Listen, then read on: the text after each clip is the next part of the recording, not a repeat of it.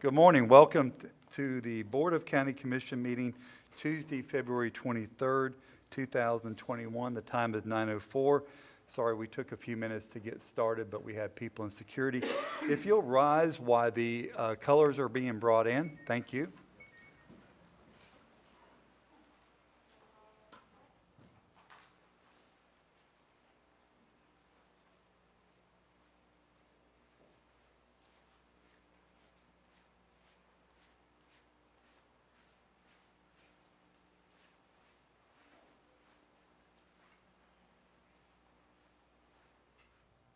Color guard, post the colors.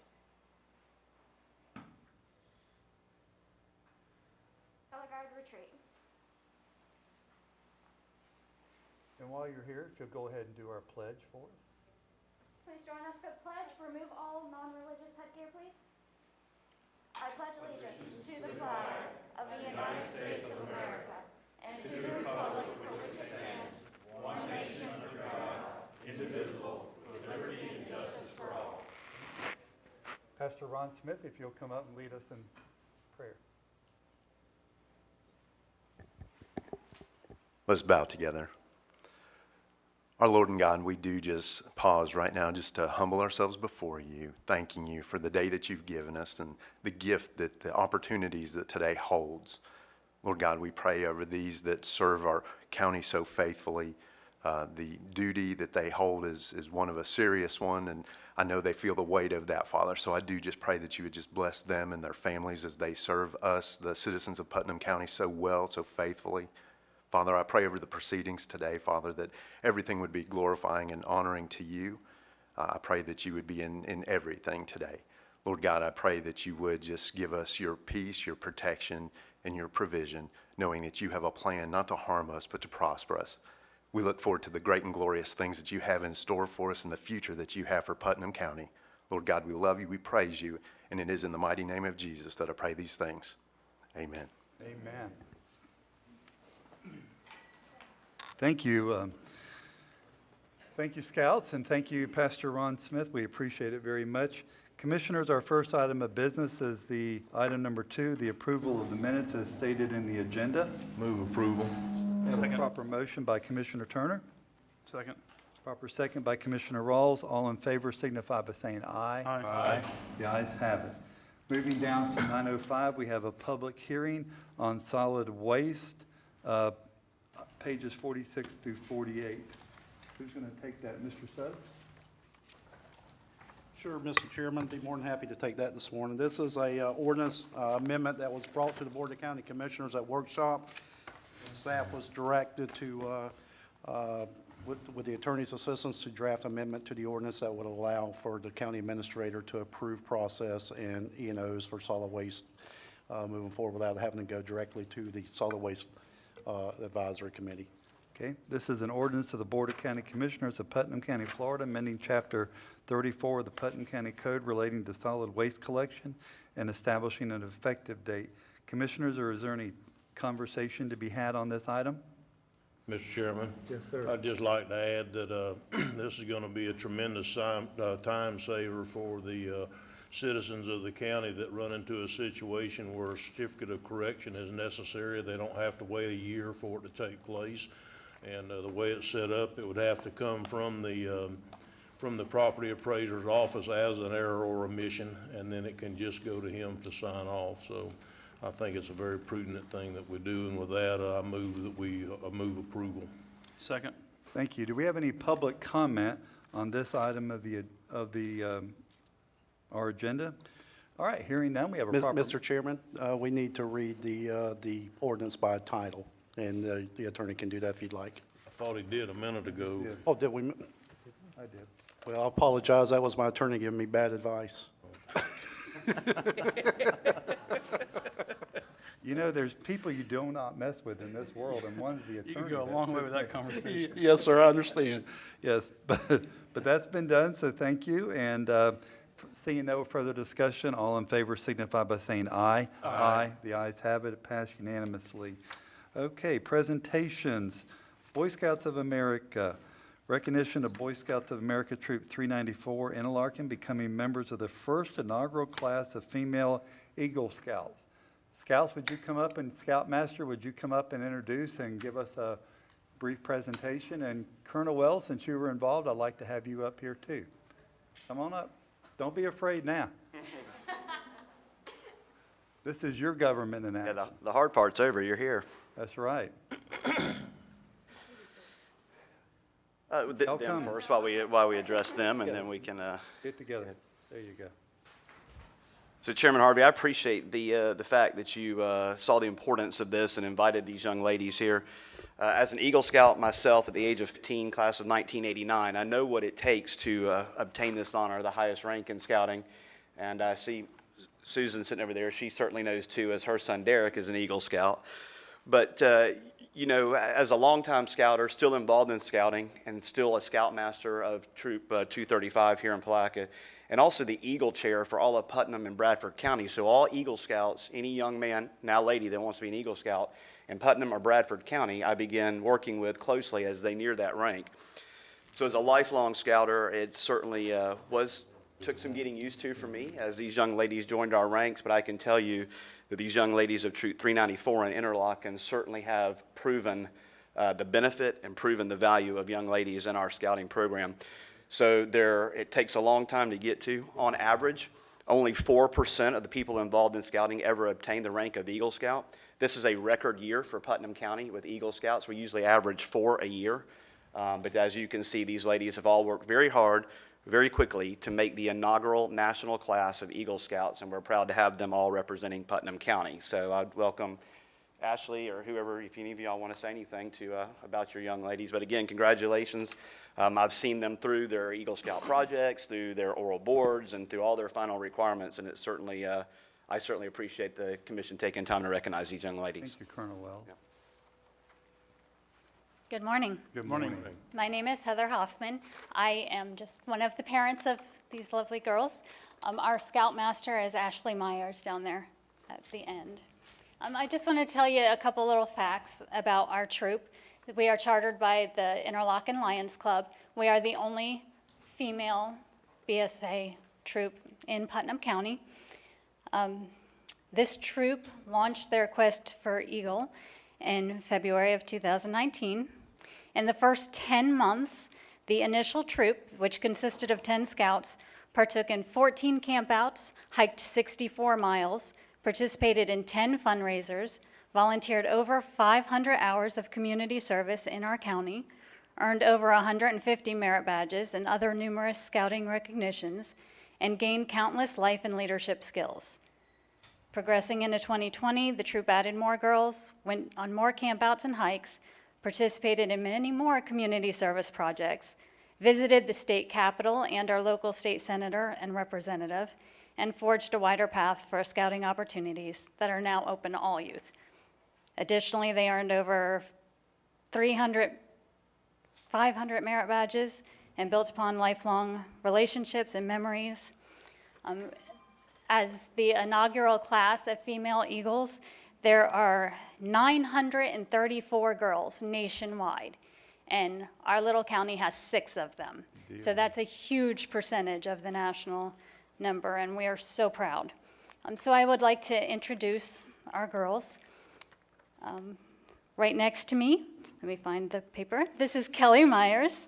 She is an 18-year-old, 2020 high school homeschool graduate. Kelly plans to attend welding school in the future.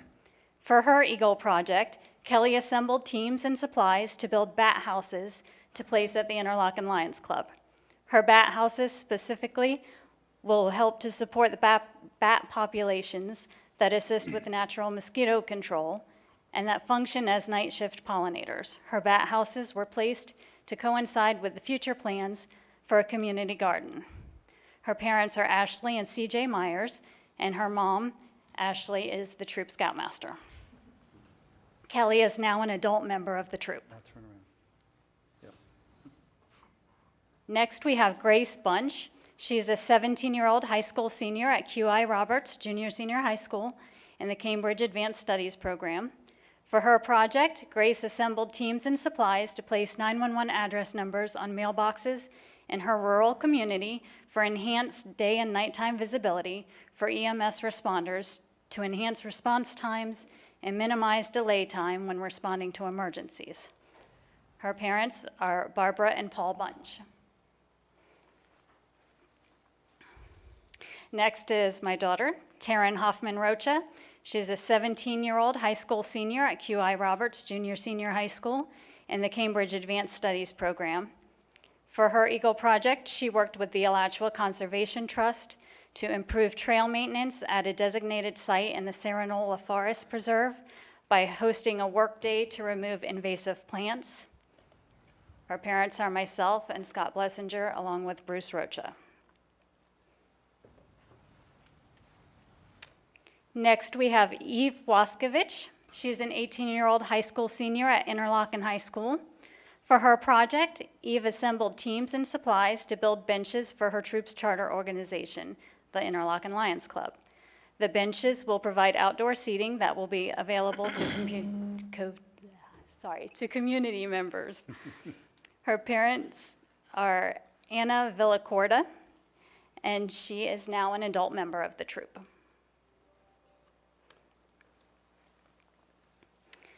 Samantha Surratt is a 17-year-old high school senior at QI Roberts Junior Senior High School in the Cambridge Advanced Studies program.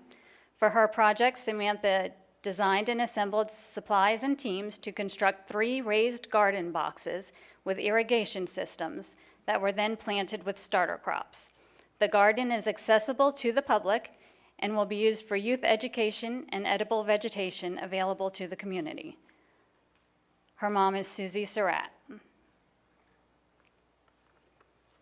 And then we also, our 6th Eagle is Deanna McNair, who is a 19-year-old 2020 high school graduate from QI Roberts Junior Senior High School in the Cambridge Advanced Studies program. She wasn't able to be with us today, but she's currently in her freshman year at the University of Central Florida. For her project, she repurposed and upcycled a piece of furniture to become a double-sided free little library and pantry for non-perishables that was installed in the yard at the Interlochen Lions Club in a centralized location in her hometown community. The box is near a public road and can be accessed by the public. Her parents are James and Hiroko McNair. She is also now an adult member of the troop.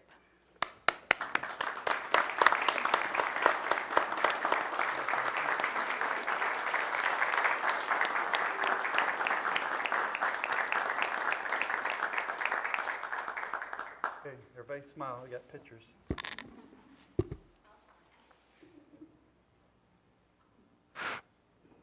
Does anybody else want to come up and stand with us? Sarah, are you done? I'm good. Okay. Can y'all look up here to me? Ready? 1, 2, 3, smile. One more. There you go. Okay, girl. Here. Here's some Putnam County. Congratulations. Girl, heart. Here. And you need one for the young lady that's not here, right? You're taking a couple. Everybody good?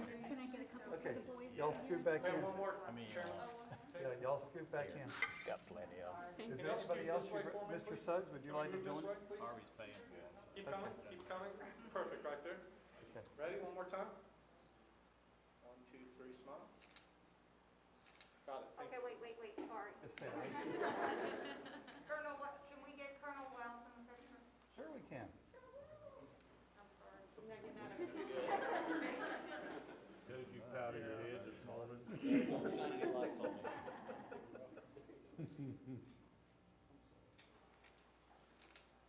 One more. Got it.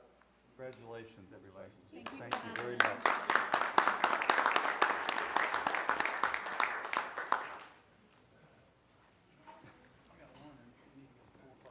What's that? Oh. I think Commissioner Rawls needs some bat houses, so whoever built the bat houses, see Commissioner Rawls? Okay.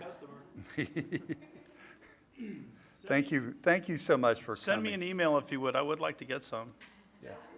And congratulations again okay? And you're welcome here anytime you want to come, okay? All right. Our next item of business is Elizabeth Payne from the Northeast Florida Regional Planning Council, presenting the Excellence in Adaptive Reuse Award to Azalea City Brewing Company.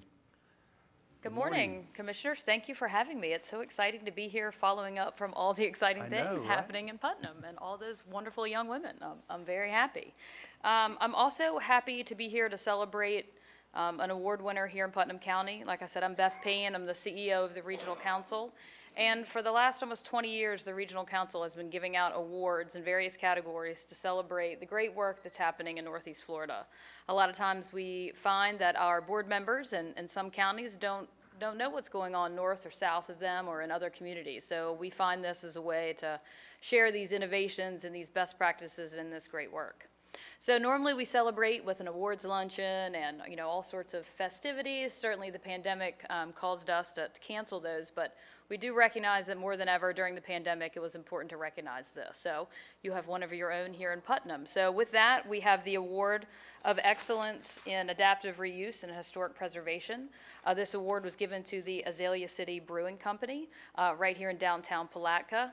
We recognized, first of all, in opening this in 2020 in the kind of midst of what we were going through in the pandemic is a commendable action. But not only that, they transformed the Coca-Cola building in downtown Palatka from what it stood to what it is now.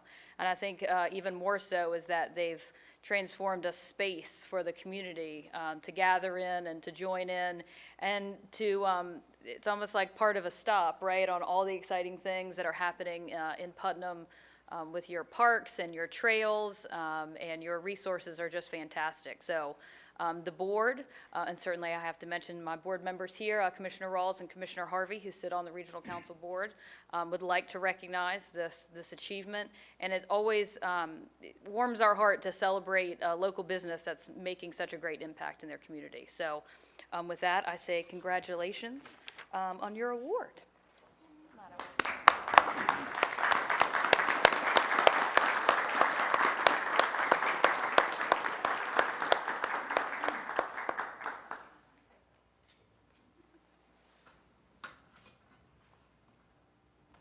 Why don't you say a few words and then come up and we'll get a picture taken.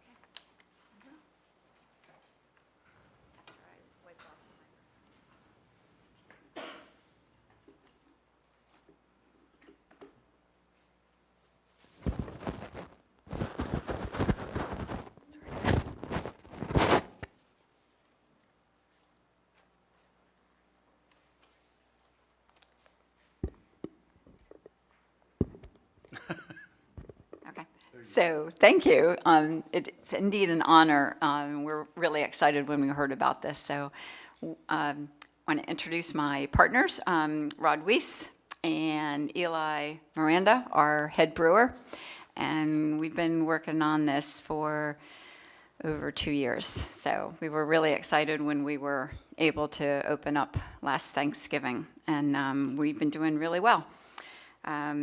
We've got, I guess most of our visitors, I want to let you know in case you haven't been there, most of our visitors are local residents, and the visitors we have to the brewery have come to use our trails and go to Ravine Gardens and the golf course.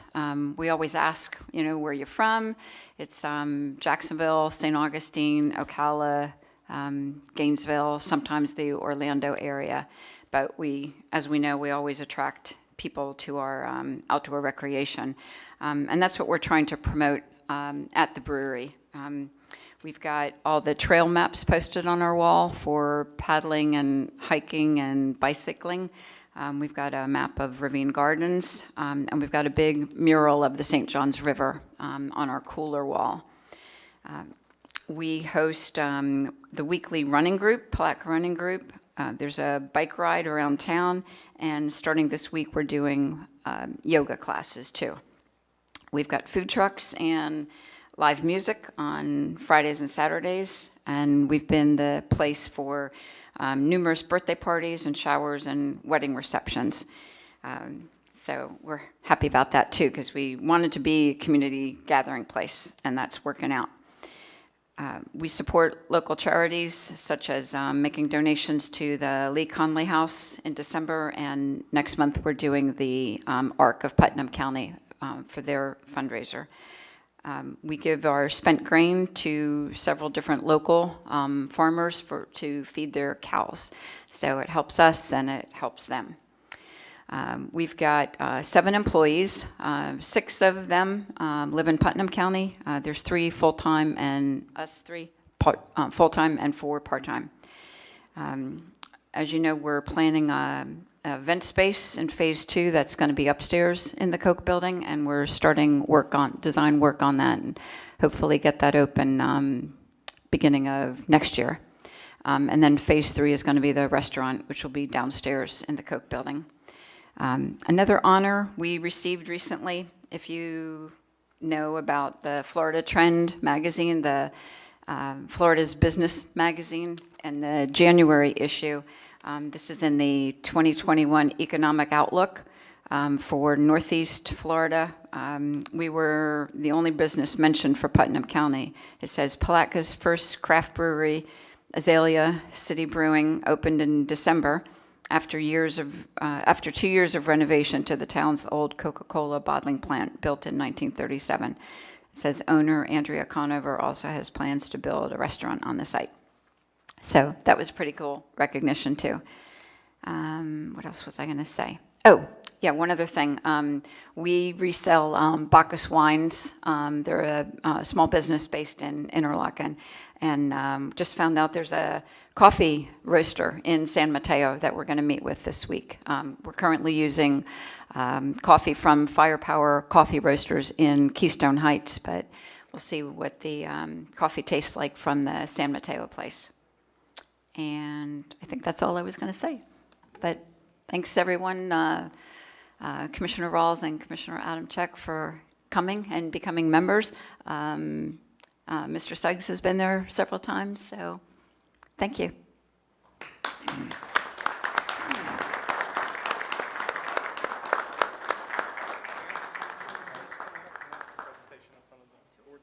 don't you come down here and we'll get a picture taken. Scoot up. Congratulations. Yoga and beer, though. I got it.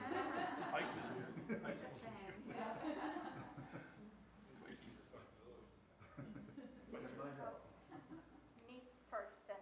Okay.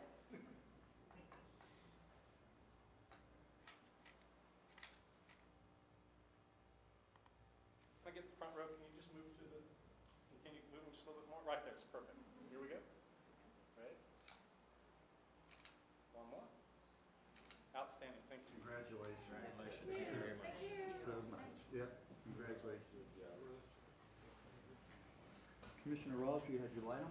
Yeah, Andrea, I just want to say that you guys have really impressed me with what you've done, but, you know, when Andrea first came up with this concept, I was really excited. I'm not a huge craft beer fan, but I do like craft beers, and I see it as an opportunity for tourism, not just as a place for people to go and drink beer. And folks that are really into craft beers will travel. They travel around, and you know, they'll have their home pubs basically, but they do travel. And as far as a gathering spot, you know, we're doing these town hall meetings. I asked Andrea about having a town hall meeting at the Azalea City Brewery. I think that would be a great location. It really does seem to have a pub type environment. It's friendly for children. It is a gathering spot, and a lot of people do take advantage of it. So congratulations and thank you for what you've done. And you are number one. No one will ever be able to open the first brewery in Putnam County. I mean, that's a major accomplishment. Good, thank you. Thank you. Thank you very much. Thank you, Commissioner. We're going to skip real quick. Nancy, if you don't mind, we're going to skip you. And then we're going to go to item D, the Planning and Development Services Animal Control Advisory Committee presentation regarding the new shelter. And I am so excited that you're here today. I mean, honestly, I think all of us are. So. Good morning. Good morning. Morning. Let me get straightened out here first. You want to bring your people up that served with you? Do we have some of them want to come up? Yeah, Wanda's here, and who else is here? Okay. You all have your handout. We've been asked to look at the design earlier, but at this point, for this presentation, we were asked about the location on the property presented, and you see the map, which, there we go, I'm sorry, I had the wrong one.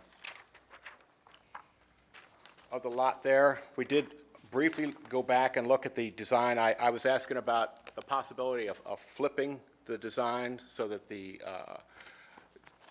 dog kennel people can bring their vehicles right up to the building, and I was advised that it would be better to have that behind the building so the public doesn't see, you know, maybe bringing the animals out and with one of those what do you call those things? The hooks with the, yeah, what have you. And just have that out of public view and have it more public friendly. We also looked at the expansion, the future expansion possibilities of teeing on to the kennel runs that were on there, and where we have the where you have the building located on your map there, looked like it would be about the best. It would make use of all that property on the right of your drawing there for future use that we haven't even thought of yet, or possibly even having fenced in for, you know, horses or some other cattle or whatever we might end up with. So anyway, it could be used for other purposes, so it'd be best used of the lot there. Now, it's not in stone. If it turns out that it's in the right-of-way or there's some obstruction or some reason, we can work with that, but the concept was to have it as far left in that lot as practical. And it was the opinion of the committee unanimously to put it in this location. And we were very pleased that the commission has moved forward with this, and we're excited as we get ready to break ground hopefully soon. And we, as I mentioned, unanimously recommend putting it in this location that you see on your drawing.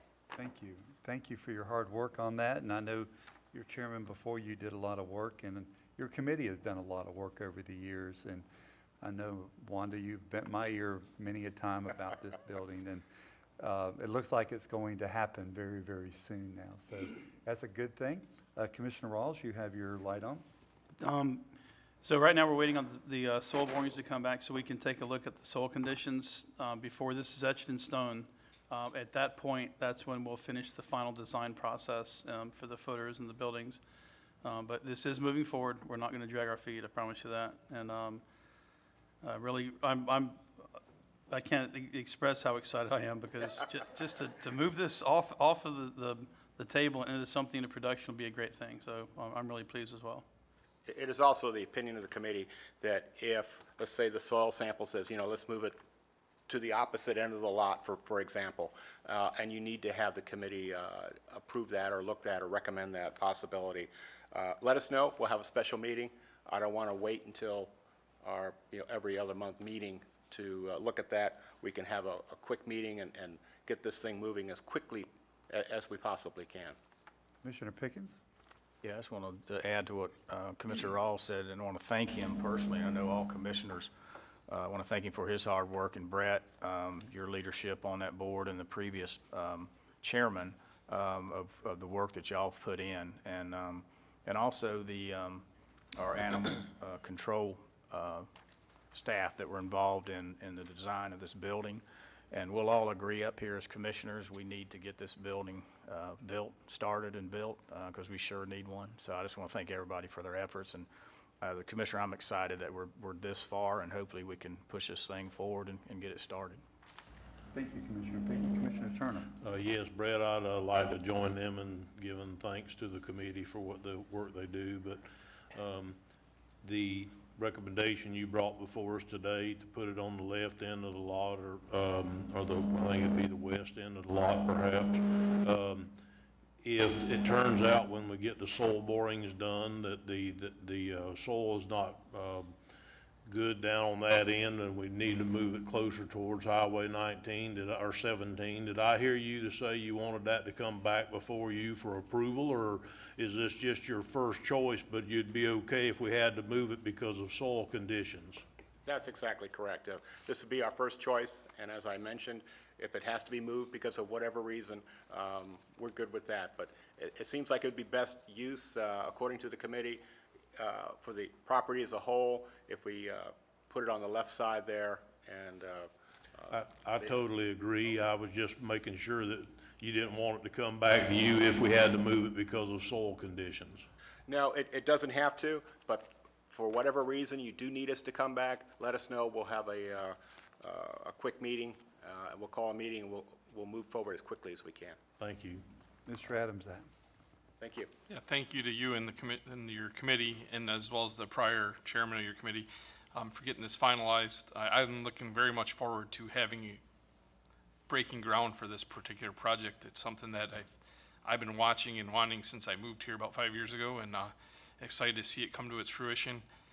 I agree with what Mr. Turner said. I don't know that it needs to go back to the committee, and as long as you guys are good with us moving it, if it meets the soil thing, I think that's great. And just thank you very much for everything you guys did. Thank you. Thank you. Thank you very much. Thank you. Appreciate it.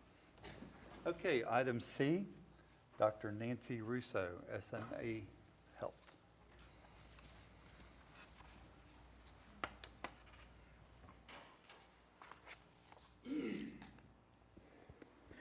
Good morning. Last month, Gotta I pull it. presented year three. Pull it up a little bit. There you go. Year three of the Criminal Justice Reinvestment Grant, and today I am reporting on the end of the grant, which requires a final approval from the Board of County Commissioners for DCF. So in your package, you should have the full budget and the the report and summary. But just to highlight a few things from there, we were able to spend down all of the grant funds. We exceeded our projected participants served by 13.6%. We were required to serve 675, but we served 767. Within the first 2 years of the grant, we were able to save the county $85,808.25 in transportation cost. And it was only calculated for the first 2 years because by the third year, we figured out that the county was paying for transports from the hospital, so there was no longer a need to track that. So that cost went away. We provided crisis intervention training to 81 law enforcement staff and mental health first aid to 17. This contributed to 182 diverted arrests due to a better understanding of an individual with mental health versus someone who may just be a criminal thinker. And the utilization of the Baker Act, instead of making the arrest and serving jail time for a first-degree misdemeanor, equates to a savings of $6,926,890. And that's on 182 clients times $104 a day times 364 days in jail. If they were on a second-degree misdemeanor, then it's only 6 months in jail, and it is $1,122,765. So because we've been working together, law enforcement understands mental illness a little bit better, we've been able to divert arrest and get them the treatment that they need. We started providing psychosocial groups to the jail in February of 2019, which includes the classes that they need to successfully complete probation, which would be anger management, substance use, mental health, and domestic violence. So we've been doing that with them in jail.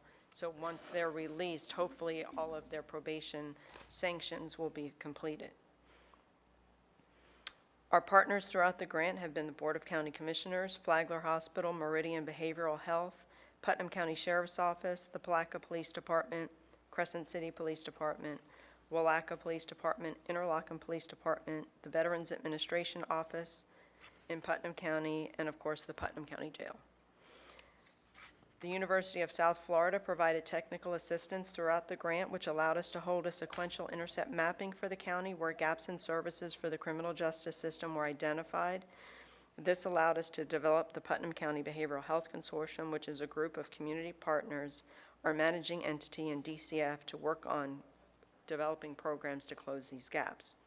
Anyone who is interested can come to these meetings. We would love to have county officials, city officials, business owners, just to help with the stigma of mental health and helping, understand that they're a part of what we do as well.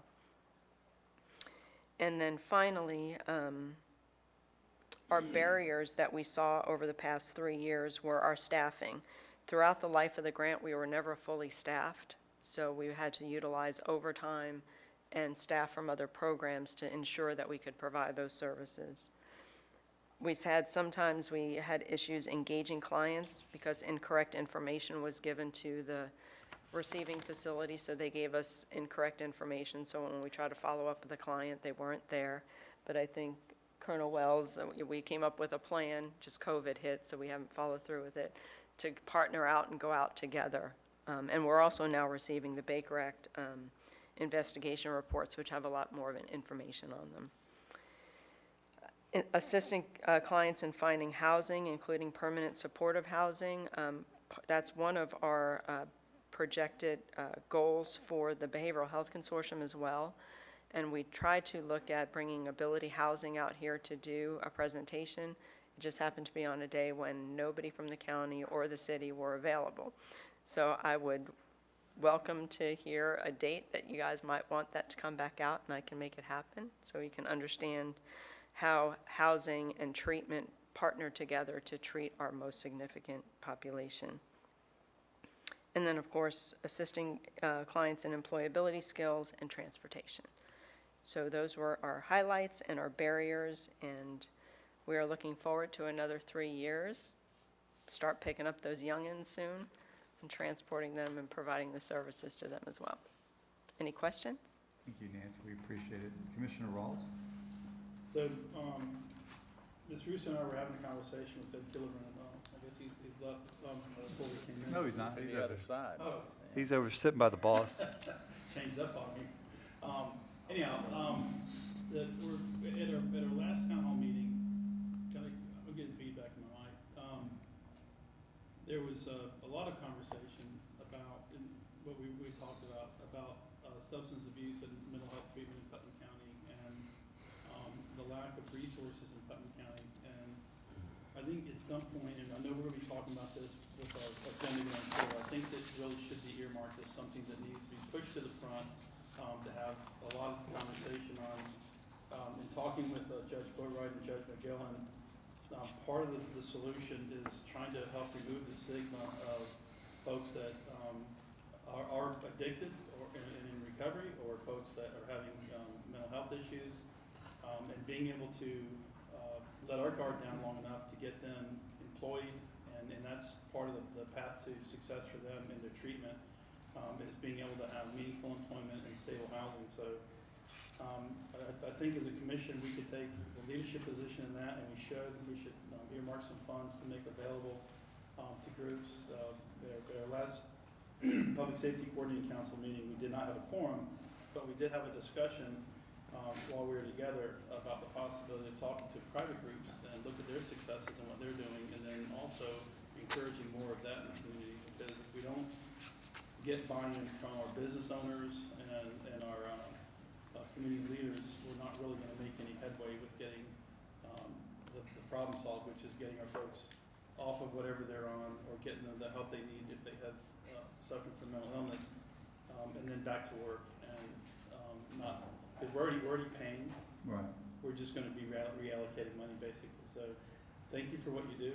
I really am glad that we have you guys in the community, and I think it's time that we start getting some public participation in this conversation. I have attended one of the consortium meetings, and I probably should go to more of them, to be honest with you. I need to get on my calendar and I'll go. So. We can get you, you don't even have to leave your office. You could teleconference right into it. All right. And you mentioned Ability Housing. Commissioner Harvey and I were at the Northeast Florida Regional Council meeting, and Ability did a presentation. I was very impressed with what they do. They're reaching out to low income, very low income, but also to folks that are in situations where they've gotten hooked on something, they're trying to get off of it, or they succumb to mental illness, and for whatever reason, they lost their job, and they lost their housing. So I think at some point, we're going to have a little bit of everything in the county, but I think we need to start having more conversations sooner than later, and start getting actions on the street so we can make headway, because I feel like for the past 2 years, we've just kind of been spinning our wheels and discussing, but Life Church has done a lot in a very short period of time, and if we use that as a roadmap to try to get more of that participation from the community, we might be better off all as a total. So thank you very much. Thank you, Commissioner. Commissioner Amzak? Yeah, thank you. Thank you for everything you guys are doing. I've been able to attend the last 2 meetings of your group with Mr. Rawls. The one thing I'm not clear on, and I don't know if you're the one to answer it or not, but how much of the costs, because every time I look at different data on this project, how much of the cost is incurred by the county? I'm just curious, because I gave a number to someone publicly, and then it doesn't seem to line up with what's on here, and then with another document that I found, and what is the actual cost of the county for the services? For this grant in particular, it's $65,000 per Okay. year. Per year? But I believe that the county also gives just general funds to SMA to provide services for the county. And I don't have that exact I'll number. ask internally. I was just curious if you. But yeah, specifically for this, it's a $65,000 cash match, because this grant requires a 50% cash match. Okay. And it can be in kind. So the sheriff's department does a lot of in kind. We have vehicles that they supply for us. They're going to put cameras in a couple of the cars since we're going to be transporting children. All of their Baker Act investigation time counts. All of the training we do for CIT and mental health first aid, all of that counts towards their in-kind match. Okay, thank you. Thank you very much. Okay, Board, Ms. Nancy needs us to pass approval for this report to close it out. For the report, for the report. For the report. I'll move approval. Okay, we have proper motion by I'll Commissioner second. Rawls to move the report forward and approve, and with proper second by Commissioner Turner. Any further discussion on? Hearing none, all in favor signify by saying aye. Aye. Opposed, like sign, the ayes have it. Thank you very much. Thank you. Okay, I'm going to take a little sidestep. Nicole Grace is in the audience. Nicole, if you'd come up and talk about Keep Putnam Beautiful for a second.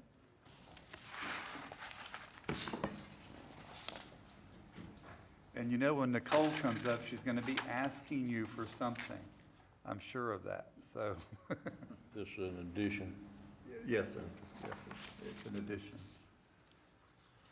She filled out a card. I did. It's kind of scribbly, I have to admit. Well, good morning, ladies and gentlemen. I'm Nicole Grace with Keep Putnam Beautiful at 205 North 2nd Street, Plaquemine, Florida, 32177. I had to think about that for a second. Last year, I just want to say our countywide cleanup was one of the very few, am I loud enough? Yeah, Sorry. there you go. Was one of the very few Great American Cleanup events that happened across the nation, because we just slipped under that halt that COVID kind of put all over for Keep America Beautiful affiliates and a lot of our work as well. So I'm really proud of that. It was the Ides of March, and but we got it in, so it was really cool. So 315. This year, in response partially to COVID as well, we're going to be taking an entire month for our countywide cleanup. So that's going to be the month of April. It's also Earth Day month as well, so it coincides with a lot of events that we already have going on.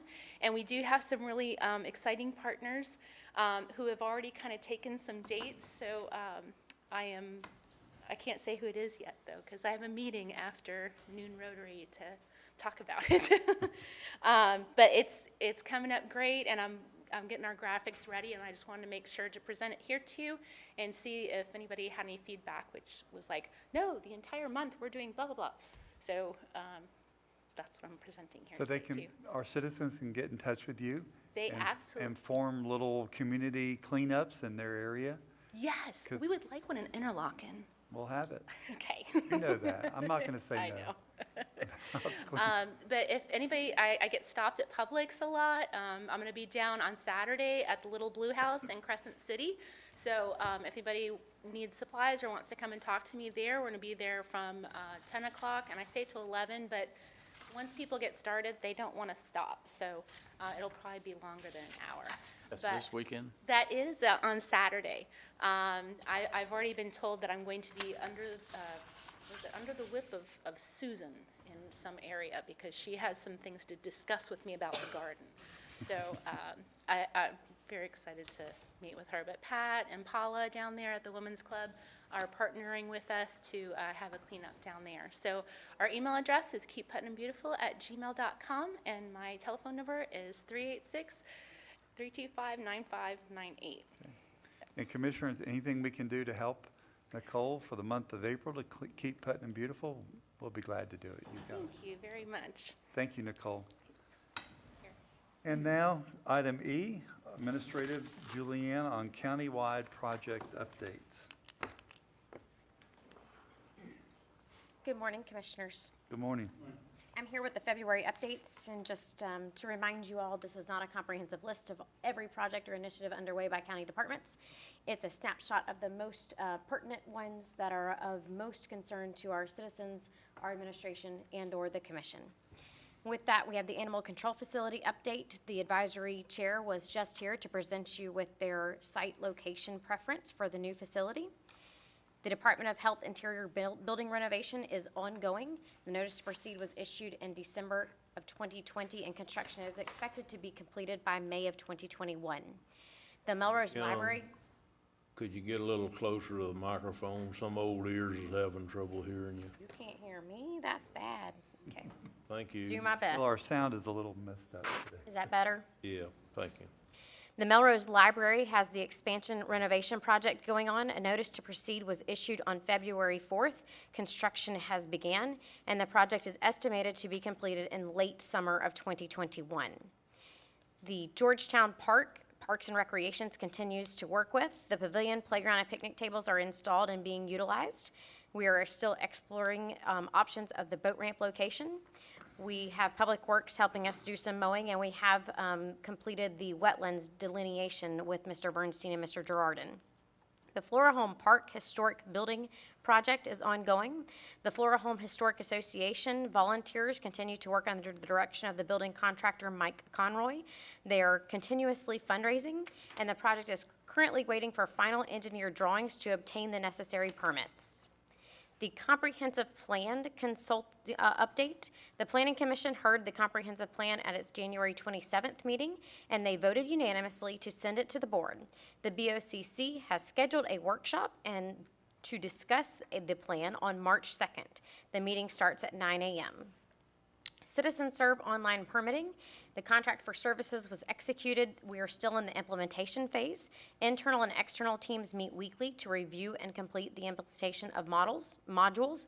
IT is getting all the parcel data and the GIS information integrated into the new system. And assuming the data transfer goes off without a hitch, we anticipate going live in March of 2021. The Fort Gates Ferry Landing Project is ongoing. The engineer obtained by Mr. Roberts has resubmitted the pile load calculations to FDOT, and they were approved on February 16th. The modifications of the Army Corps of Engineers permit has been resubmitted by Public Works, and additional information was sent back to the Army Corps on February 18th. Once this permit is modified and stamped, Public Works will complete the solicitation packet to send to General Services for advertisement of the bid. The Barden Bridge project is ongoing. Notice to proceed was issued December 18th. Construction is in progress, and we still have an estimated completion date of October 23rd, 2021. Lake Susan Road Phase 2 project. The intent to recommend award was issued to Art Walker Construction on February 17th and is expected to bring a formal award to the BOCC at the March 9th meeting. St. John's Avenue resurfacing Palm Avenue to CSX crossing at the Palaca Fire Department. The City of Palaca's interlocal agreement regarding the road reconstruction portion of the project will be presented to the BOCC in March of 2021 for discussion. The design is scheduled to be completed by June of 2021. The County Road 310 Bridge Rehabilitation Project. 30% plans have been reviewed and approved by Public Works. The design is scheduled to be completed by March 26, 2021. Septic to sewer conversion, the design is underway. Public Works has obtained 97% of the required utility easements, scheduled for advertisement for construction by March 2021, pending the utility easement submissions. Dirt to pave 2020. 2 of the 3 awarded contractors have began construction. A pre-construction meeting for the 3rd contractor is planned the week of February 22nd, this week. East Putnam Drainage and Flooding Mitigation Project. Public Works is waiting for the permit determination from St. Johns River Water Management District. Public Works has submitted the TCE request on the TIF properties to FDEP and are waiting for approval, awaiting the 80% temporary construction easements to be obtained. Public Works is planning on advertising the project in March 2021 as phased approach by dividing the entirety of the project into 3 separate areas. Work will begin in the area when all TCEs have been obtained. St. Johns Avenue Drainage Improvements, State Road 19 to County Road 309C. The scope modification has been approved by DEO. We are awaiting a supplemental agreement from DEO for execution. Awaiting for the design proposal from the consultant to extend the project further east. St. Johns Avenue Multi-Use Trail. The plan modifications have been approved by FDOT. Plan modifications are currently under review by the contractor. Construction is scheduled to begin after FDOT provides the notice to proceed with the construction. Road restriping and pavement markings projects for fiscal year 20. The work is complete and we are in the closeout phase of the project. East Lar Lane Drainage Project. The construction is underway. The pipe is installed along the easement toward the lake and scheduled to begin installation underneath Crescent Lake Shore Drive, February 19, 2021. Tolls Road Drainage Project. Pre-construction meeting was completed on February 18th. A notice to proceed is scheduled to be issued on February 26th. Countywide drainage improvements. Public Works is currently waiting for the Water Management's response to the permit determination for this project. All designs have been completed, and we are scheduled to advertise after receiving approval from the Water Management. South Palm Sidewalk, Druid Street to Silver Lake Drive. 100% of the design plans have been reviewed and approved by FDOT and Putnam County. Construction is scheduled to begin in July of 2021. Saratoga Harbor Drainage Project. 100% of the design plans have been approved by Public Works. We're scheduled to advertise after the permit requirements are complete.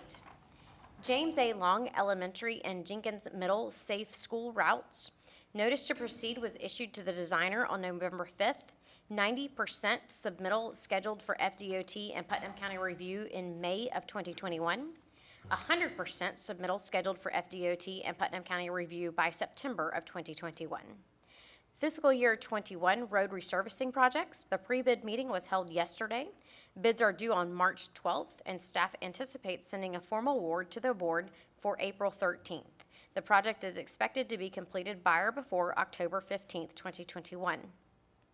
Sanitation Cell 4A construction project.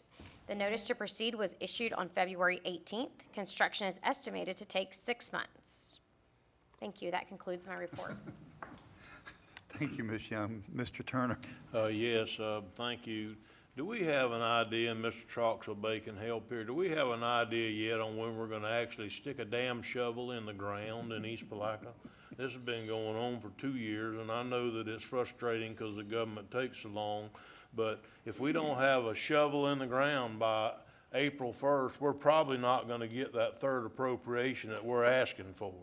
I've been saying this, as screaming it loud as I can, for a year and a half now, that if we don't catch up and actually do something besides plan and put in for permits or whatever, that we're not gonna get that 3rd appropriation that we need to finish this project. So when, do you have an idea on when approximately that we're gonna actually stick a shovel in the ground?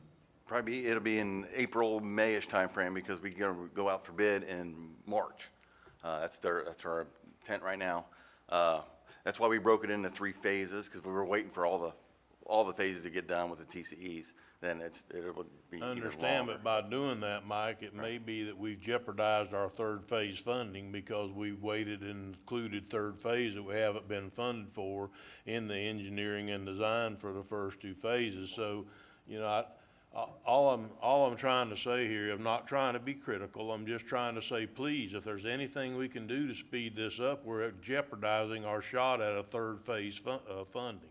No, that's why, and again, that's why we broke it into the three phases, so we can announce it in March, so that we can get it done. And then we would wait for the third phase to be designed and ready to go before we award that one. But we wanted to break it into several phases so that we could get it out on the street earlier.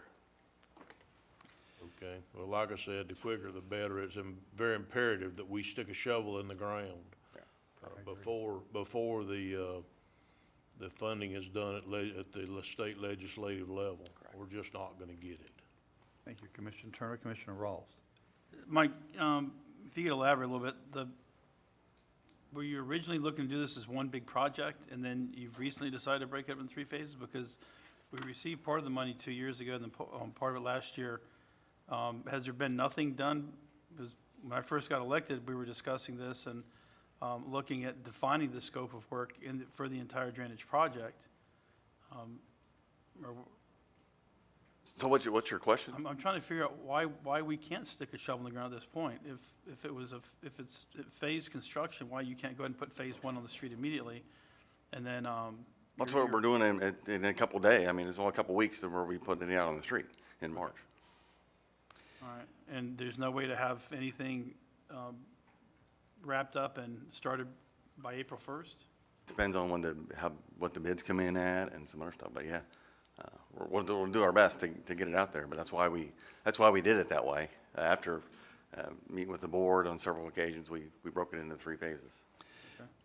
Mr. Chairman, if I could, for Mike's benefit, I think it's important that we realize there's a lot of property here that we had to get easements on, temporary construction easements, and there's also, I believe, some state lands that may have been involved with this as well, that we had to deal with that. So yes, it has taken longer than we would have liked to have gotten this thing done, because this is not normal for it to take this long, but it is some hurdles that we had to overcome, and Mike has done a great job with it, but we'll take ownership of that, and we'll see if we can't figure out where we're at after today's meeting, and report back to the board on exactly when we think we'll be able to get our permits and our construction easements in-house, and that way we can go ahead and, as Commissioner Turner has suggested, get a shovel in the ground sooner rather than later. Just know we still don't have the state TIF property yet, and there's several homeowners that will not sign the TCEs until they get that, because that's actually critical to the whole process of that.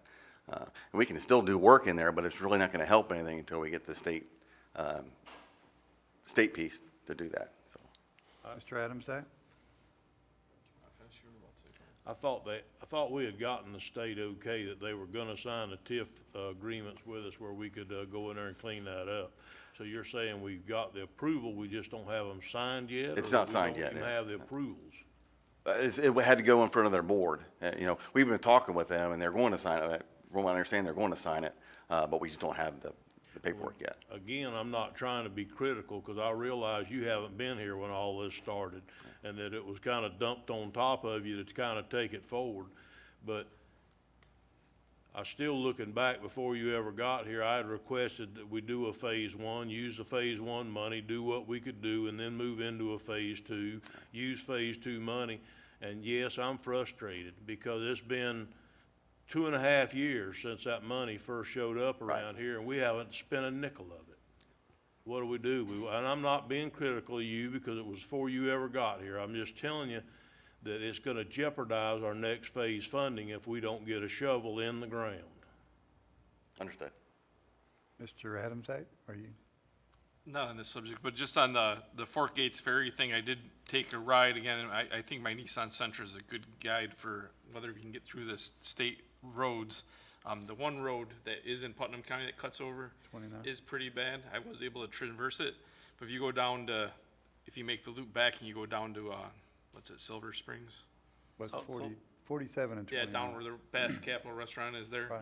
And head in, that's still very passable and stuff, so I made a call into the guy that maintains the roads in the state, and, he says supposedly they're gonna maintain them better. I don't know what that means exactly, because I guess there's been some discussion in the past. that- You'll find out what that Yeah, means. yeah, I do know they are doing some, I know they're doing some work out there because, I've seen it, so there's definitely some trucks out there. We did have a situation where some of the equipment that was out there got vandalized, so they were out there working, that did delay some of the work.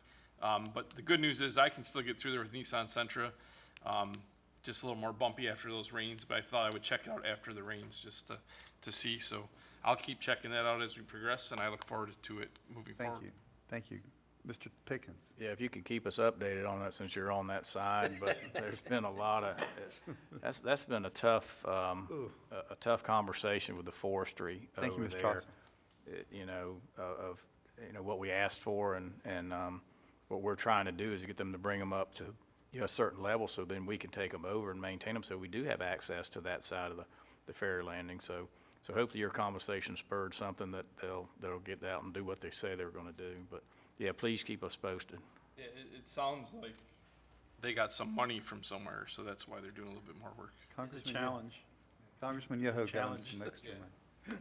But, I yeah, think they spent that though on things that money wasn't given to them for.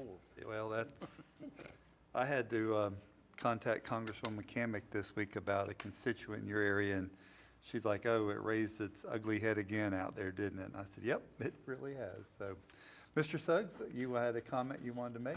Yes, sir. If you don't mind, Mr. Chairman, I'd like to ask our Public Safety Director, Mr. J.R. Grimes, to come to the podium. We had a milestone that we achieved this past weekend. It's one of the things that has been talked about for quite a while for our level of service here in Putnam County Fire Rescue, and I'd like for Chief Grimes to share what I think is really good news here today. Well, to start off with, thank you guys. As of Sunday, we reached 100% full staff in our EMS. It is done. So, and we've also, at the time we were down, I think 10 positions in EMS. We were 12 down in fireside. We're hiring on the 25th of February. I think it's 2 days from now.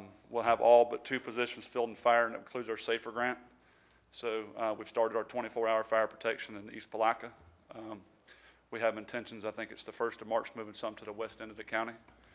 We have intentions of putting some central just as soon as we get the folks hired on, but they're coming. I mean, we have, I think 11 applications for our 30 jobs left to fill.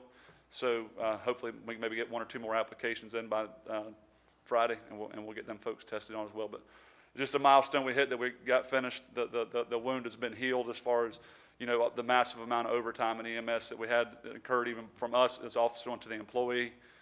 As of Sunday, that wound was done. So I just thought it was a great milestone that we could hit, and we got there. So I was just happy to report to you guys today that we are up and our staffing numbers are coming up.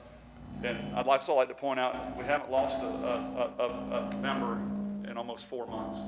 So we're making some right moves. So that has helped. The morale seems to be good. So I'm just happy to report that to you guys today. Some other things we kind of got in our hopper right now is we're working on our ISOs. We got some stuff really working hot and heavy. Should have some good news to report real soon. I don't know what's causing it, but I'll step back here. I'll just speak loud. Did we cut IT's budget or something and they're getting us back? But we do have a lot going. So, I mean, it's coming up real soon. I hope sooner than later. Hopefully maybe even this afternoon. I got some really good news. I just don't have it just quite yet, but it is working. So I wanted to bring that to you guys, that we're just finally getting our staffing where we need to be, and we're pushing this system forward. So, Mr. Grimes, before I call on the other commissioners, I happened to be in HR the day that the 7 were doing their, the new EMS people were doing their orientation. And they went around the room, introduced themselves, where they were from. Daytona Beach, Volusia County, St. Augustine, Jacksonville, and they were all so glad to be here in Putnam County. So it was nice for me to stand in there and welcome them in there. Commissioner Turner, you had your light on? Yes, thank you, Mr. Chairman.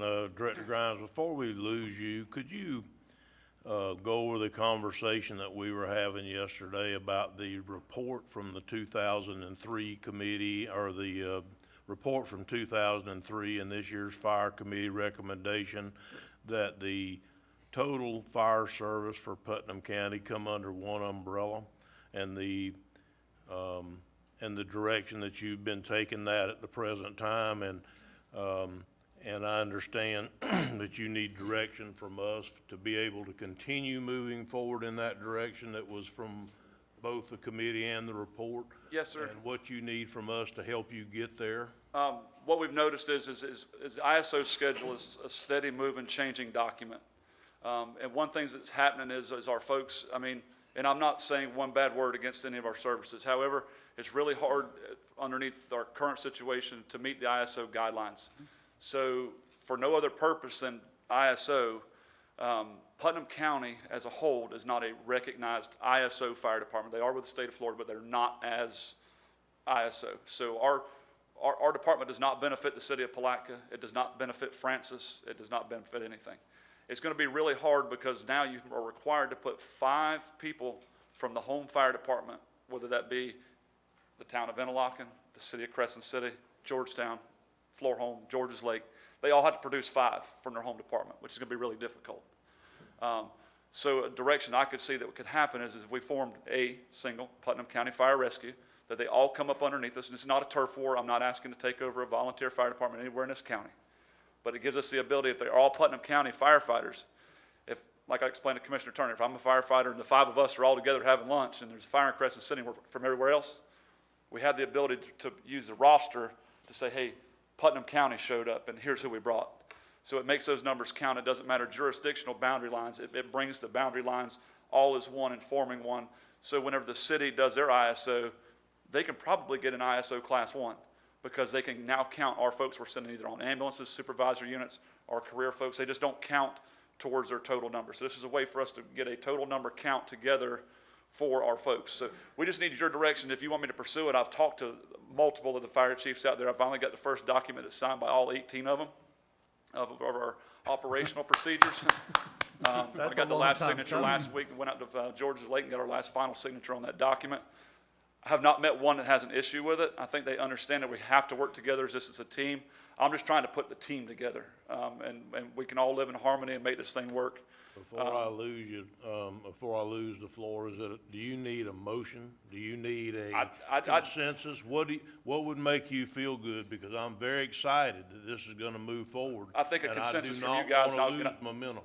I think a consensus from you guys want us to push that direction. I'll get a document that we can gather from the local volunteer fire chiefs as long as our career folks and put us all into one, basically an umbrella coverage of Putnam County Fire Rescue. I think it would help in every jurisdiction. It was mentioned in the 2003 study. I read that complete document. It was there. It was in the Fire Task Force Committee that just came out 10 months ago. Mr. Chairman, I request that you ask for consensus to move this issue forward. All right.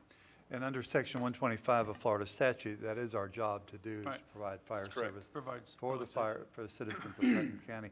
So out of consensus, do we have, I'll just poll the commissioners. Commissioner Rawls?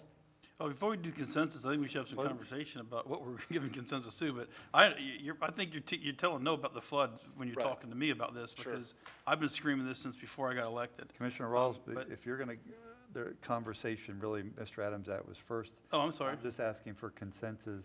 What are we giving consensus to do? Okay, then why don't we go to Mr. Adams real quick, and then we'll come back to that, okay? Sure. Mr. Adams My comments kind of align with what you're saying, which probably increases the odds that I give consensus, but I'll use myself as an example, but several of them are the neighbors out there in southwest Putnam, I guess we'll call it, because that's southwest corner. You know, and we've been getting our, kind of like Mr. Hoteling came in a few months ago and talked about his insurance bill. My personal insurance bill went from $1,900 to $4,100. I was able to get it down to $2,300. Part of it was ISO, part of it was just the whole state as a whole. But basically, you know, that was a big slap in the face. And the way I was able to get it down, I had to shop it to, you know, it took a few hours. I had to shop to several companies, but I also had to lower my coverage, right? So my home coverage is lowered by $100,000, and a lot of other things are lowered. So anything we can do to move this forward, like Mr. Turner's saying, to create that situation where more of us are covered better, I'm all for it.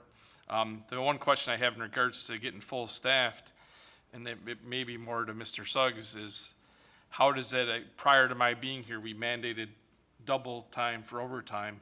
How would that affect, if we're full staffed, our ability to go back to time and a half to actually see the cost savings? I'll refer over to Director Grimes, but We're we'll already there. We eliminated that through the union agreement. It goes down to it's a total count of paramedics now versus a staffing number.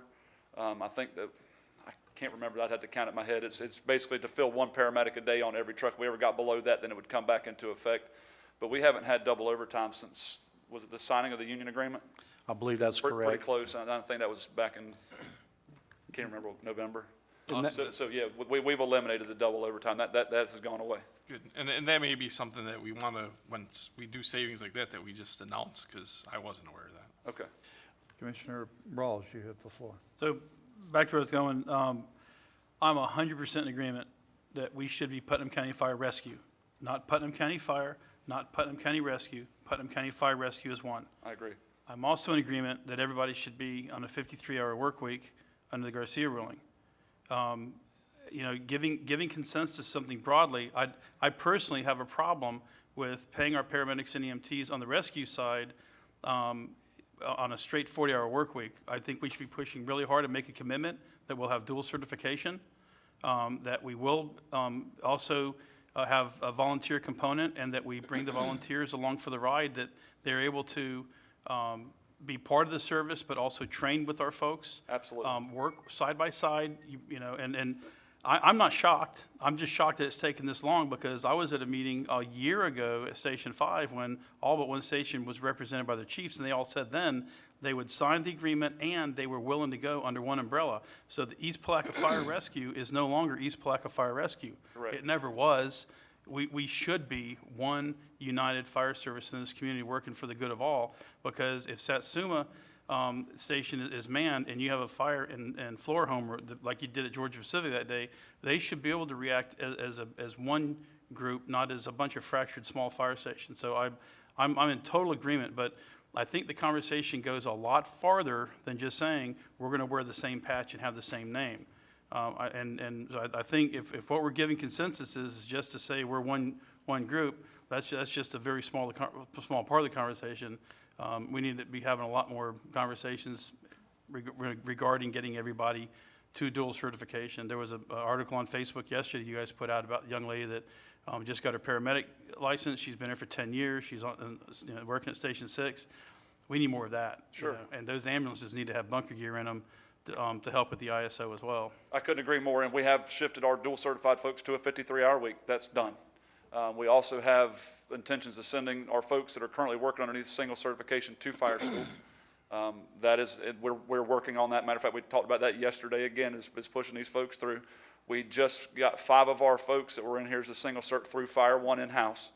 Awesome. We're going to get them to First Coast or Technical or whoever we can get them to for the remainder of their fire 2. So we have a process in place to get them from, if we hired them as a single cert, to push them through dual certification. I'm 100% in agreement with you. We got to get there. We just had to make steps to get ourselves there. We have made a stride. We're on our way. It's just going to take time to get there. So, but yes, all that stuff that you mentioned in your conversation has already happened. I just think we just need to be able to use this as a stepping stone to start as we formulate, and like you said, go underneath one patch and one umbrella. That's where we got to start, and then we can make this process work. But if we're not ever going to get together, it's never going to work. The other thing you need consensus on is the raising of the revenue to be able We'll to fund get it. to that. So I'm just All right, hang on. But I want to say this is one giant step for Putnam County. Thank you. settle Commissioner down, Turner. Terry. You'll get the floor soon Commissioner enough. Turner. You know, that's exactly why we can't get anything done around here. We want to take one step in the right direction, and we got to spray the world. All I'm asking for is consensus today to move this forward where we can take the first step in doing something that I believe everybody sitting up here agrees on. That's all I'm asking today. Is just let's move it forward and get moving. That's all I'm asking. Thank you, Mr. Chairman. Thank you, sir. Mr. Adams, that real quick? Is there any way, because all this stuff you just said to us is awesome news, is there a way we can get maybe JR to do sort of what Julianne does, maybe once a quarter or something, or once every month during a meeting, to give a 5-minute spiel on where we are at with, you know, knowing that we're at the 53-hour work week, knowing where we are with training, things like that. Just that way we're not, we all go to you for different questions and stuff, but everything doesn't come up when we're talking in our conversations, you know. A lot of stuff you shared with me when we were at lunch the other day was great, but this stuff would have been great too. But if we can get it to all of us at the same time, I think that would be something if we could do that, that'd be awesome. Anytime. That way the public hears it all Right. together as well. One more, Mr. Pickens. I guess that's what I ask is, as Commissioner Turner said, this is another step in the direction for us to move forward to build the fire service, EMS service that we want. What we put the committee together for, to make the suggestions. We made a hire, you're the hire, you've made some hires. So this is just another step moving it forward. Is that what I'm hearing? Yes, sir. Okay, thank you. Okay, commissioners, we need to, I'm going to poll you for consensus. Commissioner Ross, Absolutely. Commissioner Pickens, Yes. Commissioner Adamczak, Yes. Commissioner Turner, Yes, Commissioner Harvey, yes. Thank you very much. You have consensus to move forward. and thank Thank you. you. I just, Mr. Thank you. Chairman, if I Yes, might, sir, before you we bet. quit. I just wanted all of the commissioners to know this wasn't him telling me something different. We were having a conversation and he happened to bring it out and mentioned that he needed this. And I said, tomorrow's the day. Tomorrow's the day. We don't need to wait 2 weeks or later on. Tomorrow's the day. So it was in a conversation that I found out about like this. It wasn't that he was telling me something he wouldn't have told anybody else right, sitting right. up here. Mr. Suggs, you have a comment? Yes, sir, I just want to say, first of all, publicly to Executive Director Grimes, what a great job he's doing since he's came on board. And the best thing I heard here this morning was all the concerns and all the comments that were made from the dais. Mr. Grimes is in lockstep with that and is moving this department forward in a way that hasn't been done in a long time. And I'm very proud of that. And I'm proud of the Board of Commissioners for allowing us to create this position and get us to where we are today. And JR, thank you for that, and I appreciate your update. And Commissioner Adamczak, we'll start working up some white papers and make sure that everybody's on board with everything that we're doing, and then we can schedule some public comments. This was a situation that arose rather quickly and got the news late Friday that this was happening. So wanted to make sure that we were able to share that here today, and now we can move forward with some other ideas and suggestions and keep this train moving forward. Thank you all so much for your indulgence this morning. Commissioner Ross. Following up on what Commissioner Turner said, I think, or maybe it was Adamczak, I think it was Turner, but the sooner we can get this information, it doesn't have to be filtered through staff. I talk to folks that work for you. Sure. I know how happy they are. I can see the reports that when you guys put stuff out on Facebook, you see the pride. And in any kind of paramilitary organization, respect up and down the chain of command is important, but also having the camaraderie and pride, that goes a long way. So I don't think we need to do a whole lot much more for you than to get out of your way and give you what you need. So we just need to hear what you need as soon as you need it, and we can help you move this thing forward in a much more expedient manner. Well, I still have the floor, if you don't mind, Chairman. I have worked in the last few weeks with Francis to work on the ISO rating there. That one is well underway. We've got everything that we can supply. We're just waiting back on some reports from them to get us through. Our ISO inspector had knee surgery, so he's out for 2 weeks. He said he can video conference after 2 weeks. He's also said he could come here in 6 weeks, but he wasn't able to drive here until after he recovered from knee surgery. But we have some plans we want to push forward to him and make sure this thing is on the right track. And I would personally like to see a county-wide ISO rating versus each individual area, just like it is in Jacksonville, where it's from when you enter the county line on this side to you exit the county line on that side, we're all receiving the same benefit. And that's part of our strategic plan of the way we're maneuvering manpower around, is to make sure that every citizen in this county is getting some kind of coverage, and that's what we're working through right now. Yeah, and it's also going to help us with our future development. We've got folks that I'm privy to one conversation right now where I'm talking to a developer that has asked us to look at getting 10 houses started. He wants 190 in the ground within the next 2 years. So this is going to have a significant impact of the fire rescue service will on the folks that are buying homes here. And we want to keep this momentum going. So I applaud you for you and everybody else on staff that's working on this and getting it done. I'm really glad to see it happening. Anything else? Don't go to where Commissioner Adamczak. real quick?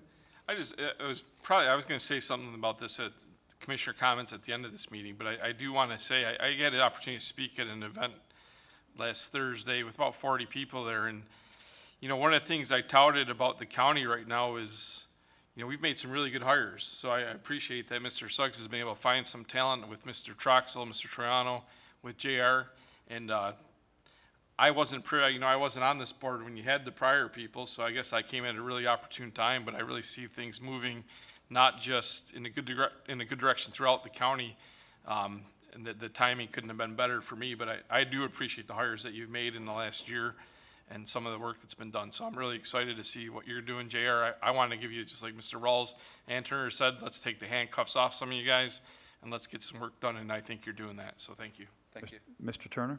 One last short issue, and this is mainly at Sarah. Would you make the gist a part of this article, that we're working on ISO, that's the whole thing that we're really working on, are ISO ratings for different areas in the county that are bad at the moment? Thank you, Mr. Chairman.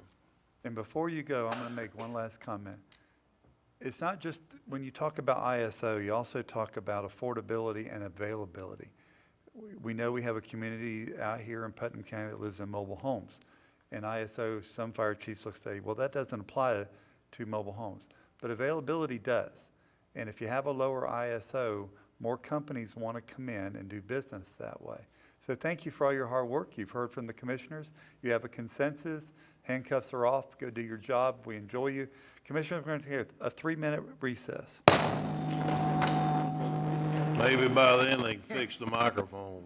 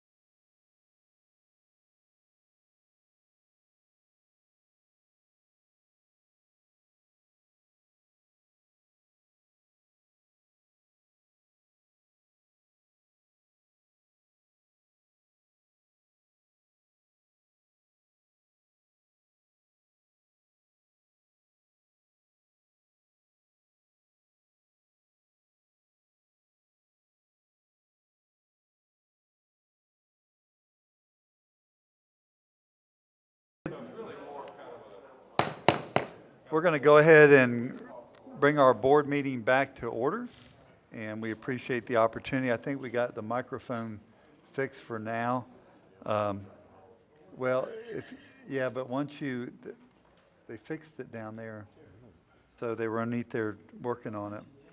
I'm going to take a point of privilege well, first I'll go to public comment on agenda items. Is there any public comment on agenda items? Now, not talking about, there's a person here who wants to talk about the hearing. We'll get to that part when that time comes. But is there any public comment on agenda items? Okay, seeing none.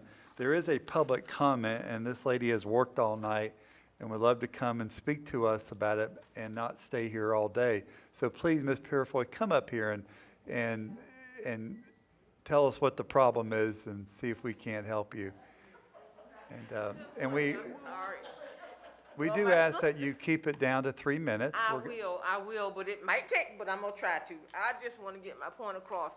Ms. Turner, Purifoy, would you put the microphone to your, and if Okay. you will, state your name and address for the record. My name is Nancy Purifoy. Okay. My address is 403 East Oak Street, Palatka. Okay. I retired from Department of Corrections of 37 years. Wow. And I feel like I'm living in a landfill. I got pictures.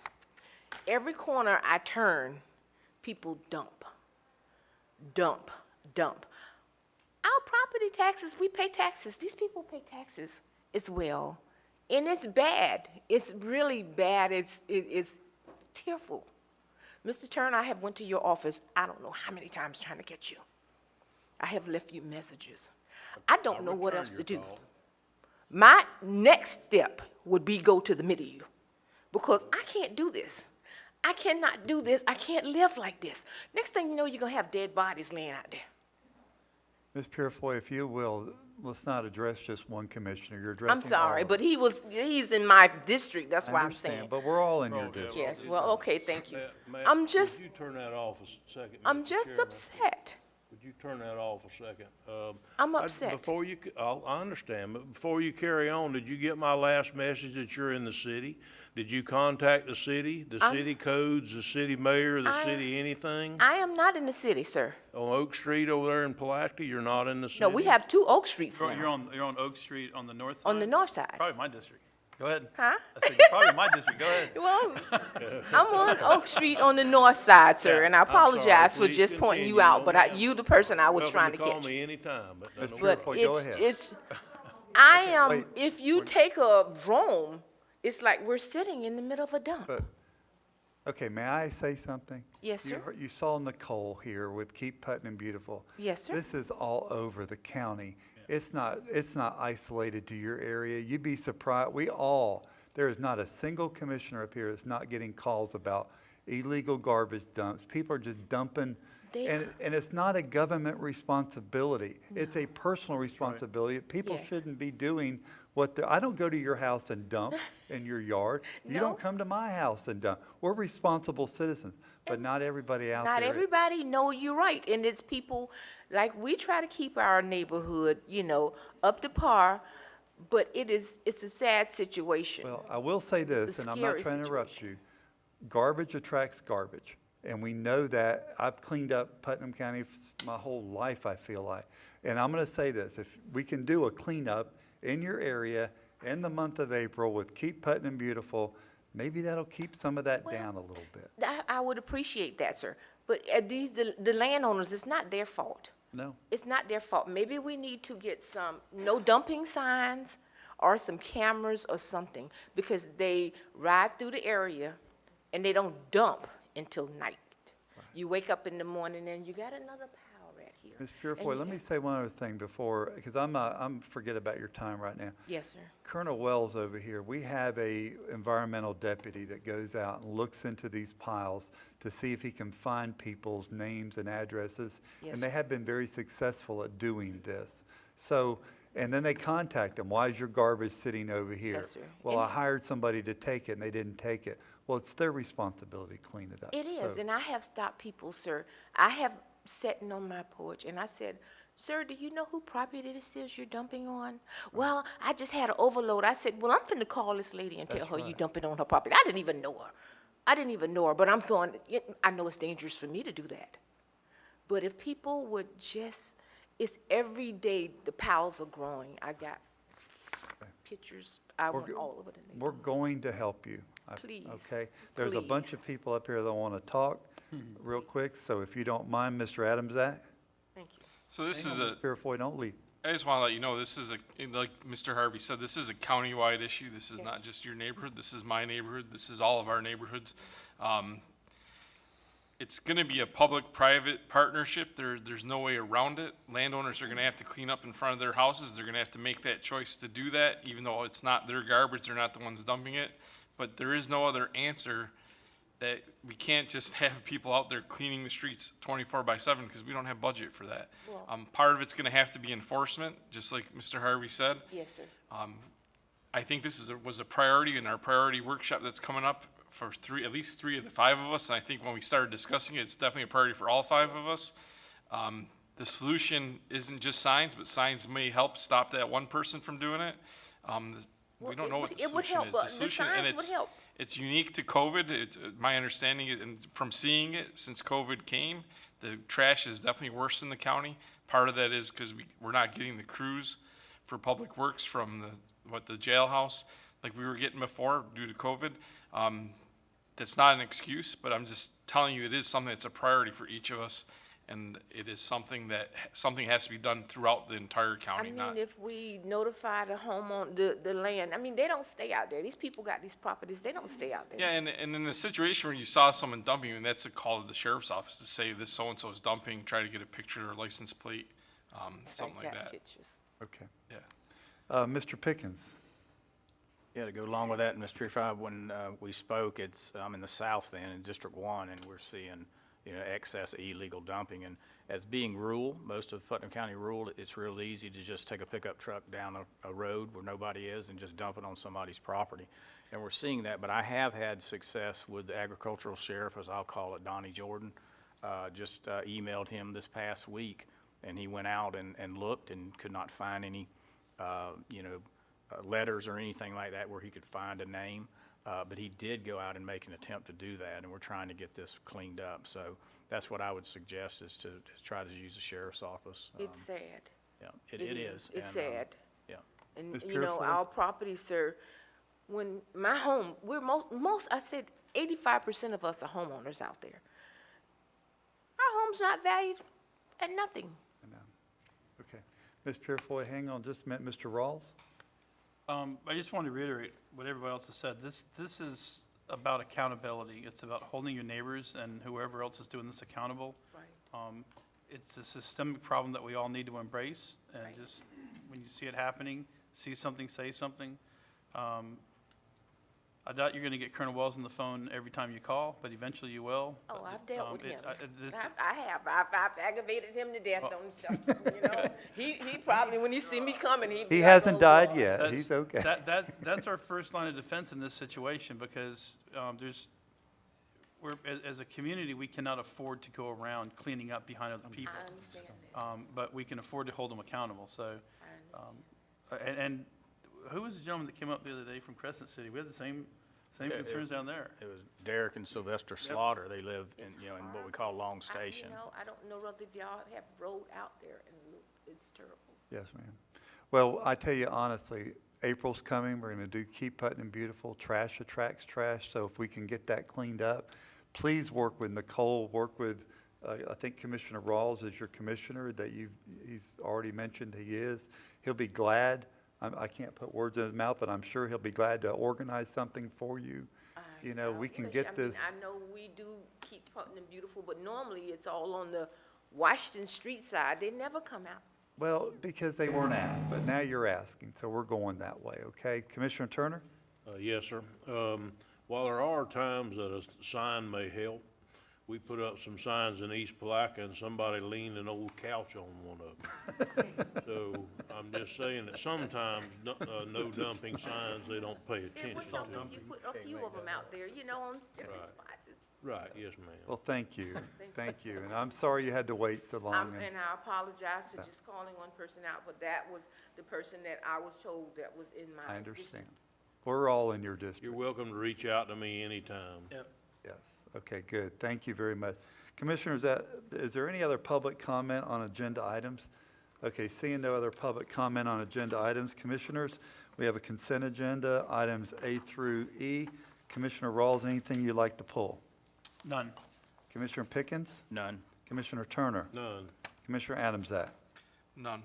Okay, I have none. The chair will entertain a motion. So moved. Second. We have a proper motion by Commissioner Turner to approve the consent agenda, proper second by Commissioner Rawls. Any further discussion on the consent agenda?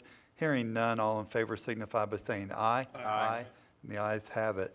Next is our 10 o'clock certain public hearing, Planning and Development Services, Mr. Jim Triano, future land use, page 118 in your packet. 1042 certain. Yeah.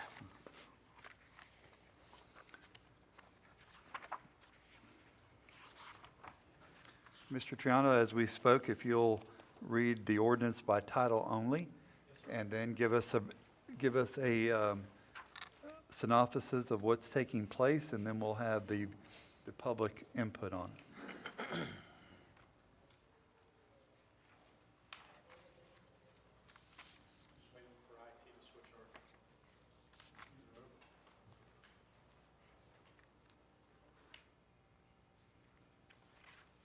There you go.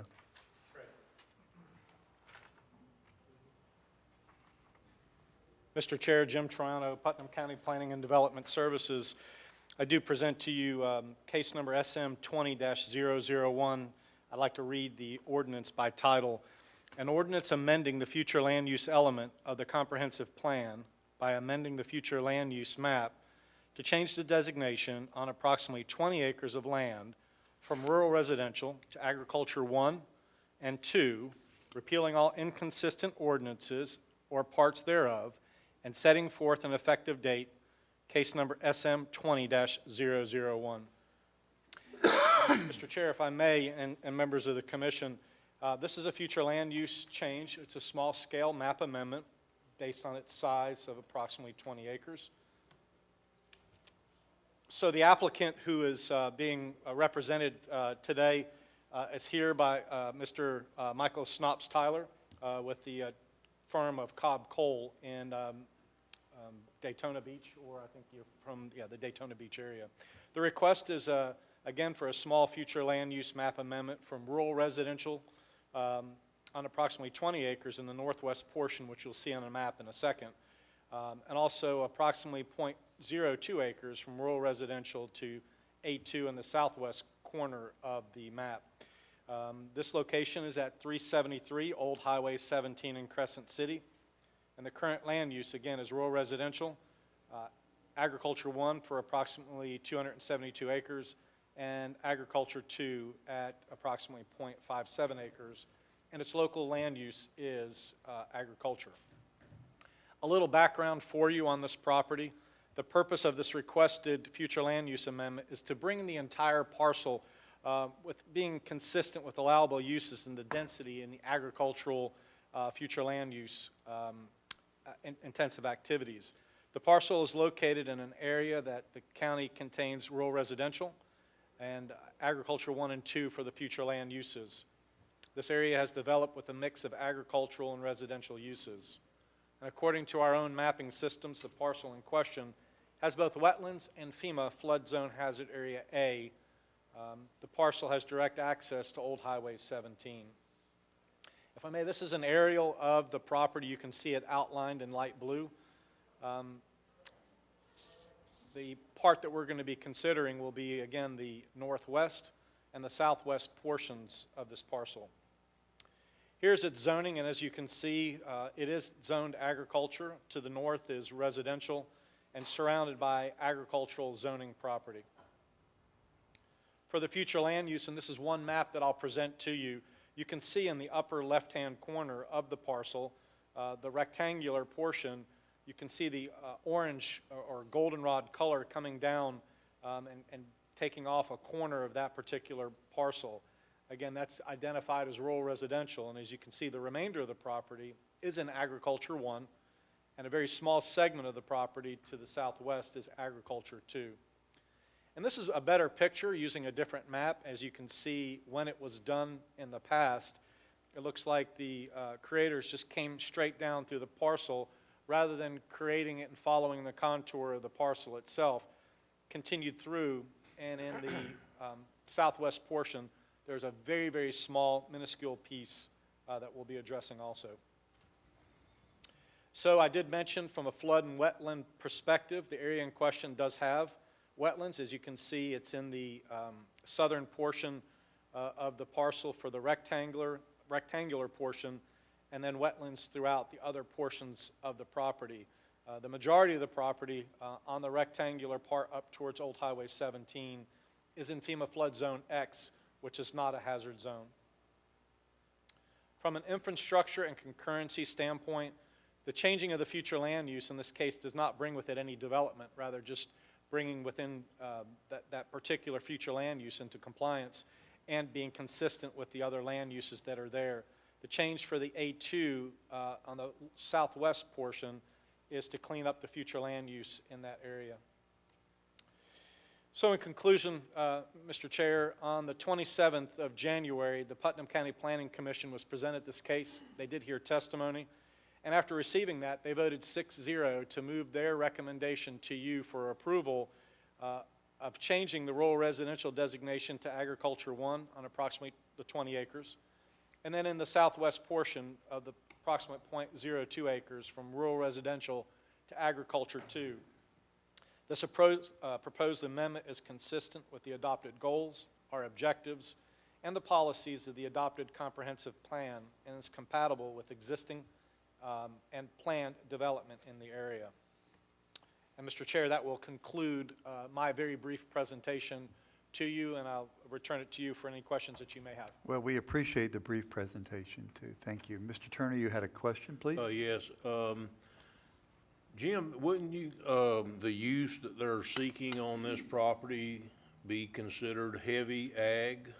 It would be intensive Intensive agriculture. ag, excuse me, wrong term, but intensive ag. So would you use intensive ag next door to a residential area? You can, and if you look at the majority of this parcel, it's already in A1. So it's just that small area that would be identified. There are still, if you go back to the map itself and look at it, there is residential that's already abutting the Agriculture 1. So it's consistent.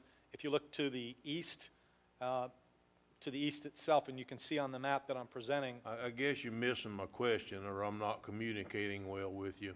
There's a difference between building your house next to a cow pasture and an intensive agricultural use. And so that's my question is do you think that this would be an appropriate place?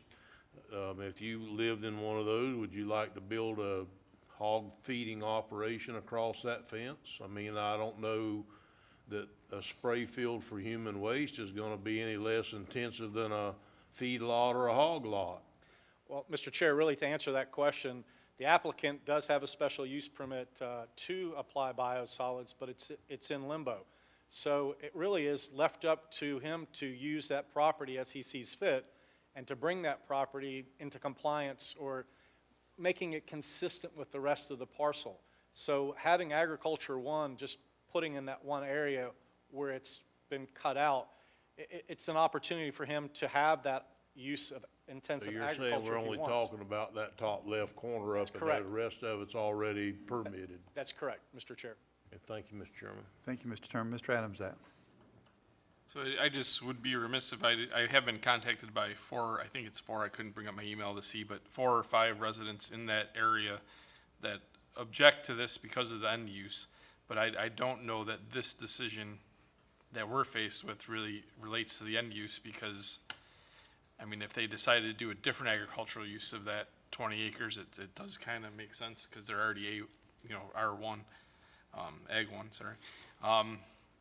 So I just wanted to bring that to the attention that there is some objections in that neighborhood that are being vocalized.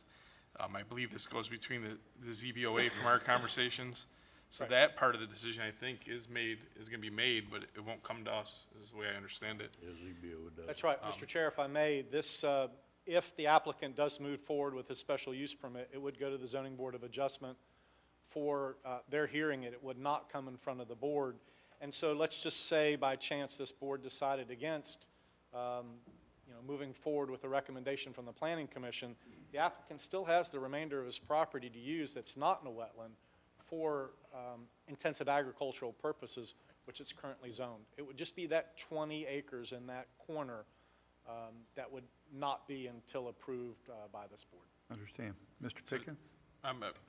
Oh, I'm sorry, Mr. Adams. So part of the conversation I had with Mr. Troxel and I, we're just waiting for some data, is, if this does go forward and there ends up being a solid waste facility in that area, and this is more towards Mr. Troxel, which I'm waiting for some data, but we have solid waste in our county, and I believe we pay to get it hauled out of the county. So this could potentially be an opportunity for us to look at a contract with this company or one that's in county that I would think can haul it cheaper to a location within the county than us hauling it outside of the county. I don't know what those numbers are yet, but just something for food for thought for all of us. If this does go through the ZBOA, why not put our waste in our county and possibly save money in transport? Just something that food for thought, but I just want to make that comment. Thank you. Mr. Adams. Mr. Pickens? Okay, Jim, you answered one of the questions when you were answering Mr. Adams' or Commissioner Adams' questions about that even if this is not approved, then he could use the other acreages for his intent use if he gets a DEP permit and the Planning Commission, or excuse me, the ZBOA gives him a special use permit, correct? And in addition to, we have an ordinance in place dated back to 2004, which would regulate or how the Zoning Board of Adjustment would evaluate and then approve a special use permit. There's setbacks required, but yes, so there would be the following of our ordinance. It would be the obtaining a DEP or a Florida Department of Environmental Protection permit for the application of Class B biosolids, as well as then the Zoning Board of Adjustment final approval. Right, but approval of this would not give him that ability. That's correct. It's not on, his application is not on the table for this. This is strictly for his ability to make his land consistent with the other uses that he has on it. Okay, and am I understanding that this little sliver here was rural residential too, down in this Yes, corner? sir. So, Mr. Chair, looking at the document that I have on the screen, in the lower left-hand corner, you'll see A2. Next to it is a very small little sliver that's outlined in blue, but has a similar goldenrod color. That is correct. And so we estimate that to be approximately 0.02 acres. So what we've asked the property appraisers to do is to provide to us a description or a legal description of that property so it could accompany the actual ordinance. And that's what has been presented in the draft ordinance and is also part of the presentation that was presented to the Planning Commission and now to you today. Okay, and so I ask you, so I read about this in the Planning Commission report, so if with the comprehensive plan review and if we make the changes and go to one agricultural zoning, that piece would shift to Ag 1? Correct. So if the Planning Commission's recommendation and the board accepts that, it would be the elimination of the agricultural 2 zoning designation for the future land use. Everything then, we would have one agricultural designation titled agriculture. And so that's correct. Everything would fall back under there. So this particular parcel would have all agriculture. There would be no agriculture 2 anymore. But if it passes today, it will have its 2 designations, agriculture 1 and agriculture 2. Okay. Okay, thank you, that's all. All right, seeing no more questions from the board, we'll ask the applicant come up and present their case. Please state your name for the record.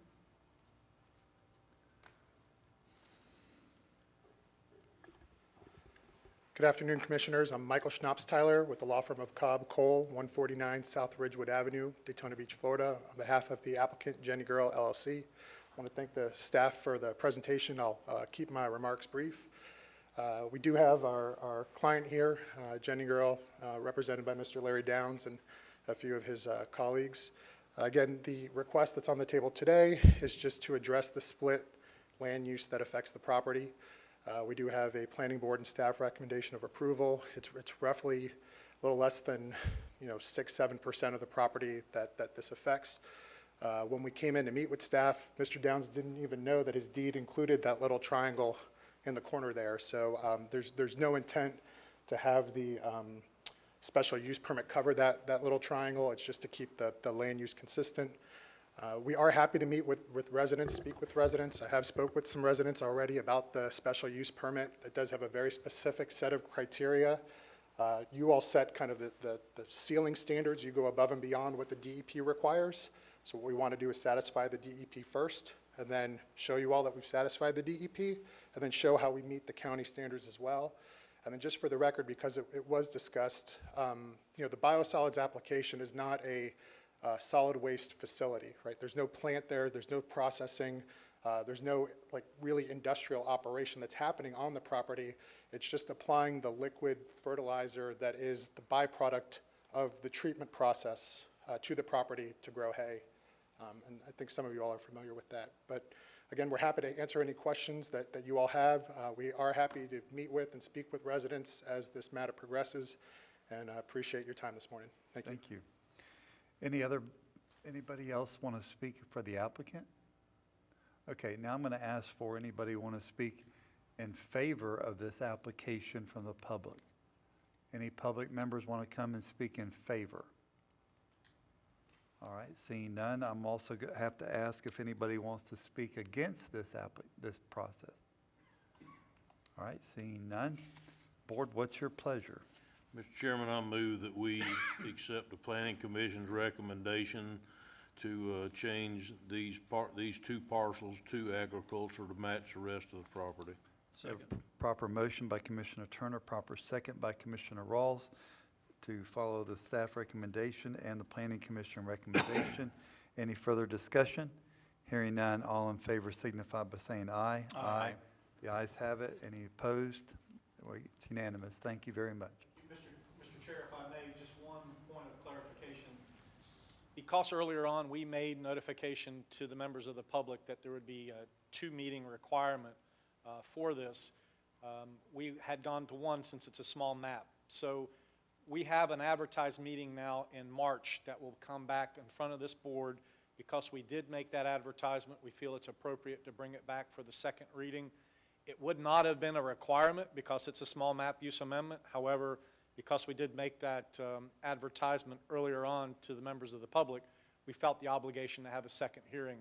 So this will be brought back in front of you on March the 9th to be presented without change for your consideration. Will that be at a 5:05 or would that be at a regular board? It'll be a regular meeting. Thank you. Is that a hearing? Is that a hearing or just a reading? Second reading of the, second reading. All right, good. Thank you very much. Thank you. Mr. And Turner? that was because we started this before the code changed, or? No, sir. Initially, we thought it was going to be a large map amendment, and then we advertised for 2 meetings, and then we evaluated further. We realized that we would actually fall under the small map amendment. However, since we sent letters out to the members of the public advertising 3 meetings, we had changed that in the general advertisements we put in the paper to the general public. However, since that message went out very early on, we feel obligated to have that second. Okay, thank you. Yes, sir. Thank you. Okay, next item, Mr. Adams, you had your. Yeah. Just to the board, we may want to look at, Mr. Trano sent me the document basically outlining what our rules are for this type of use, and we may want to just review that at some point as a group. It hasn't been updated in a long time, and when I read through it, there were some things that I'm going to ask Mr. Trano, but it's maybe something we want to review and see if we want to make it a little more up to date with today's date. When at the time it was written, I think there were 6 or 7 of them that were active. Now this will be the first one, and there's, I guess, another one in West Putnam that's trying to become. Mr. Chair, that's correct. There is nobody currently applying biosolids that we know of under a FDEP or Department of Environmental Protection permit. There was one in West Putnam. However, he is not moving forward since he doesn't have a permit through a special use permit from us. He has discontinued use of that, Okay. and that was last year. So maybe if we could put that in a workshop at some point, just to review this, and maybe we all review it and we say it looks good and we don't do any changes, but I have a couple of small changes I think we may want to talk about in a workshop. Mr. Chair, is he referring to the ordinance of The ordinance, 2004? correct, yes. All right, good. All right, let's move on to item 8, codes enforcement, fine reduction, code case 2009-00778. Mr. Moore. And I have a card here for David Savage. I do not know which item they want to speak on. I'm sorry? He's on the last case on the. Last case, okay. Yes, sir. Is that Mr. Savage? Yes, sir. Mr. Savage, you're at the third case, so if you'll sit down, and we'll get to you in just a moment. Thank you. Thank you.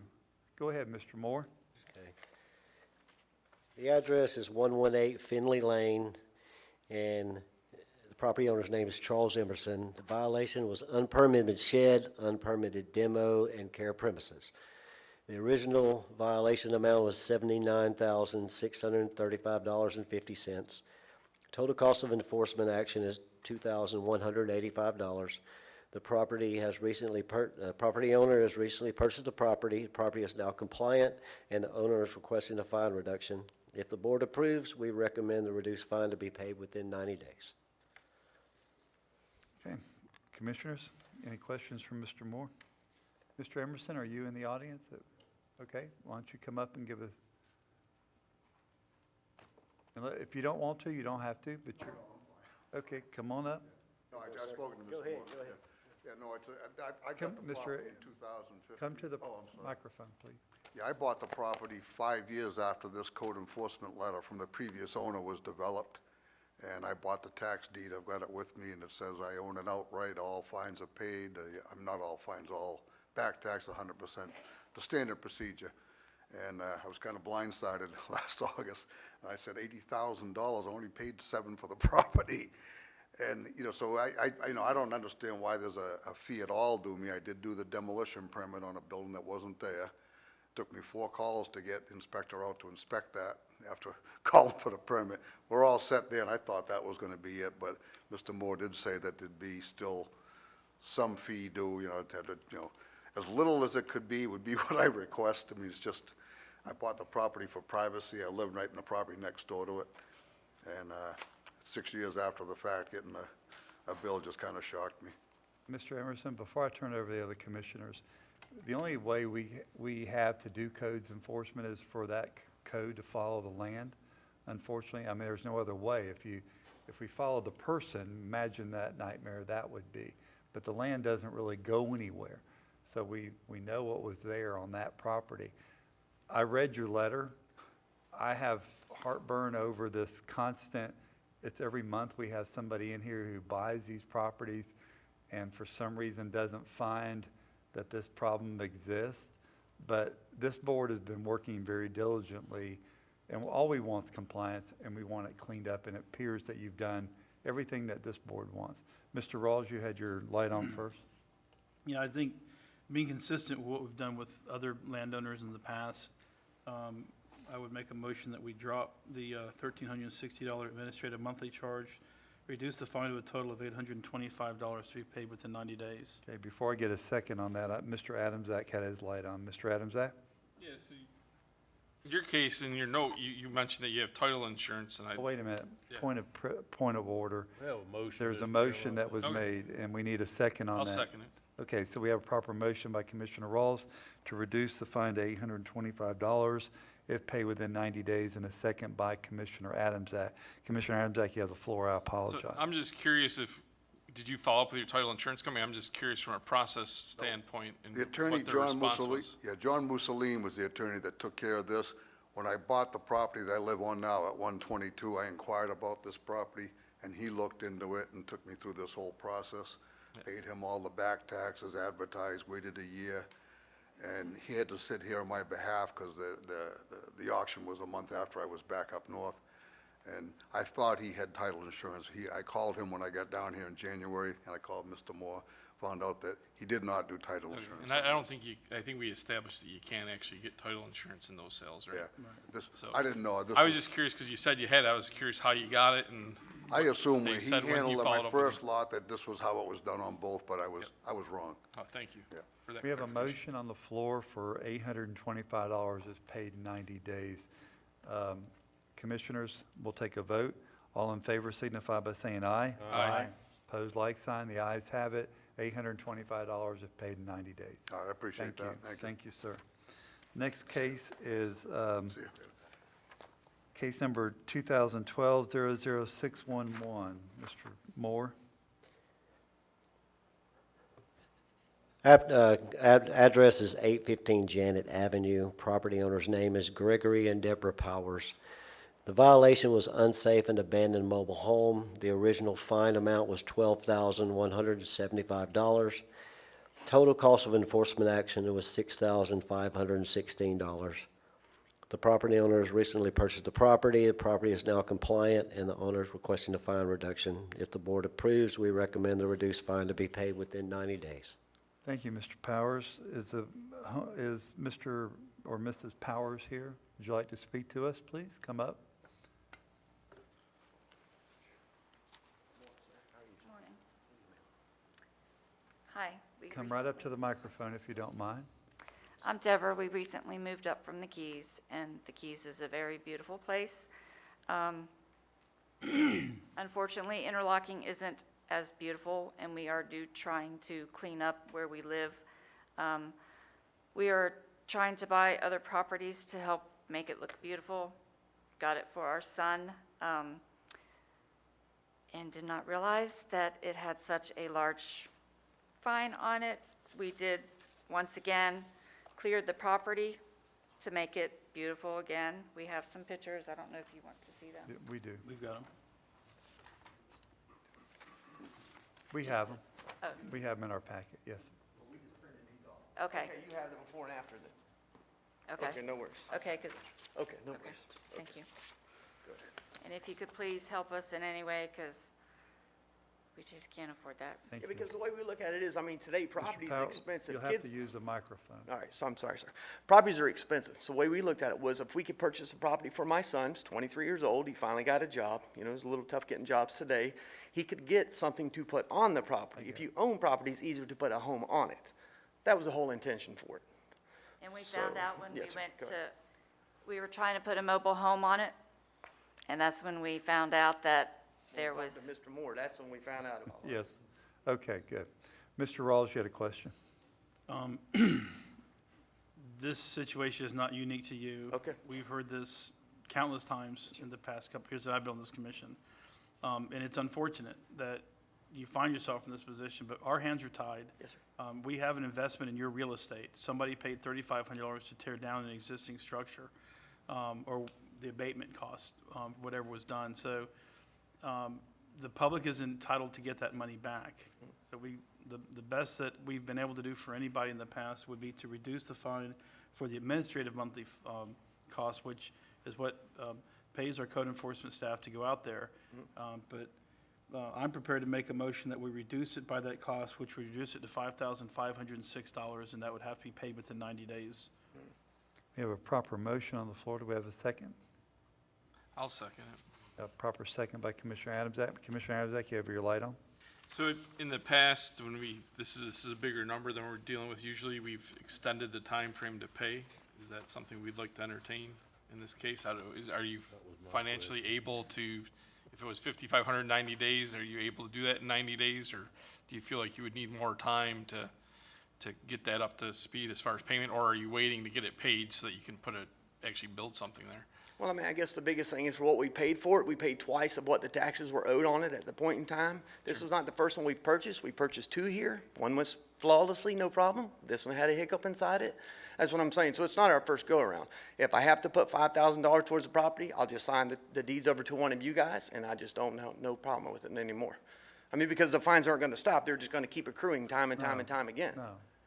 This is it. Today's your last stop. Yes, sir. The motion on the floor is for you to pay $5,506. Okay? Yes, And sir. that cleans this up. Yes, sir. But Mr. Adams, that question is, do you need more than 90 days to make that happen? I guess the biggest thing is, sir, I'm just not willing to put $5,500 more into that property. Okay. And that's the whole issue. I mean, I don't want to be upside down into something when I purchase it, only for the sole purpose of my son. That was the only purpose of it. But there's been actual hard costs that the taxpayers of Putnam County have done on this property, and one is $3,500 to have the old structure removed. Yes, sir. So we can't just say to the taxpayers, sorry, you don't get your money back. Yes, sir. That's not right. Mr. Pickens? So was this purchased on a tax deed sale? Yes, sir. Okay. And now this I is our understand. second time of purchasing one. Okay. That's all I have. Yes, sir. And I mean, if it was more insightful to where you could find this out before you did this, then you wouldn't be selling any properties here. There is a way. Mr. Rawls, you have your light on? You know, to your point, we've had a lot of tax deed sales that have been successful, Yes, where sir. people are able to find out that there's existing codes, or code violations. I think that we probably see a very small percentage of the actual sales come before us for this. And, Yes. you know, not to sound like someone that's trying to lecture you, but you're an investor. This is your business. Yes, And sir. your business is to do your due diligence, which means you have to contact code enforcement and ask the question, are there any open cases or any monies due on this property?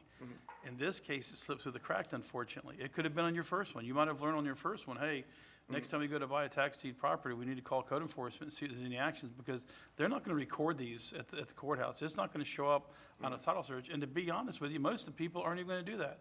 They see an opportunity to get a piece of property on the low, they buy it, and, you know, you can hit it out of the ballpark, or you can be right where you are now, where you're stuck having to pay fines. As far as selling the property over this, I don't know how that works. Yeah, I don't know. I don't even know if it's possible, but It's right possible. now, you own the property and Yes, you sir. own the fines, and we're offering you a way to mitigate part of that by reducing the fine and offering you an extended period of time to pay the money if you're interested. Well, I mean, I can't do the $5,000. I mean, that's the biggest thing with the principle of it, I'll I be guess. honest with you, we have not worked since December 2019. So, you know, I mean, we were in a car accident. We're not here to cry on your shoulder by far at all. Right. Don't get me wrong. We got to take our punches like everybody else does. Right. We have to learn as we go. But at the same point in time, I don't mind paying. I understand it's $3,500. I mean, I would probably do $800 to $1,000 like we did on the other gentleman that just came through. We You know, but we still pay our taxes. We pay our taxes every find month. yourself We in a caught the negotiable taxes position. up We're on not. this property. We're not in a negotiable position. Yes, sir. We have a responsibility to the constituents, including yourselves. Yes, sir. And if the script was flipped, and if you were sitting out there and somebody else at the microphone asking us to drop $5,000, you'd probably be screaming, no, that's my tax dollars you're fixing to drop. If we did this, this would absolutely lead to a disastrous outcome if we did this to everybody that came before us. We can't afford to take public dollars and put them into private ventures, improve their properties. I couldn't imagine what the lawsuits would look I like. just can't in that. imagine to Hold on, where hold if on. there was 45 properties for sale, you're All going to right. call this gentleman 45 times and see if there's liens on it? I would. I would. Okay. Okay, Mr. the Adamzak, second- wait a minute. Mr. Adamzak had his light on. Okay. We're going to do And I this. don't know, do we have to pull back the motion to give him an extension, or? We can- I could modify the motion. We can amend the motion, How much time? I don't know, I mean, but yeah. yeah, but I guess you're basically taking a hard stance that if we extend it to 6 months, that you would just vacate the property? Well, I mean, I don't want to give up on I anything. know, Yeah, okay. I know he said that, when I talked to Mr. Moore, he said that, the amount that was overpaid was like $3,700, that, I don't know where that money's gonna go to. I didn't know if they could apply that towards some of that. That we paid $3,700 more than what was owed in taxes when we went I to don't know, bid on it. you had said that money something about, didn't Yeah, that's, I wasn't sure when I originally all spoke. of the tax deed There was an sales, so any overage of money the left over taxes. comes Oh, back to I got whoever you. the owner of I the didn't know if property you would could have been, apply or their that heirs to or it. assigned, so I Right, mean, Mr. Turner's going to explain something real quick.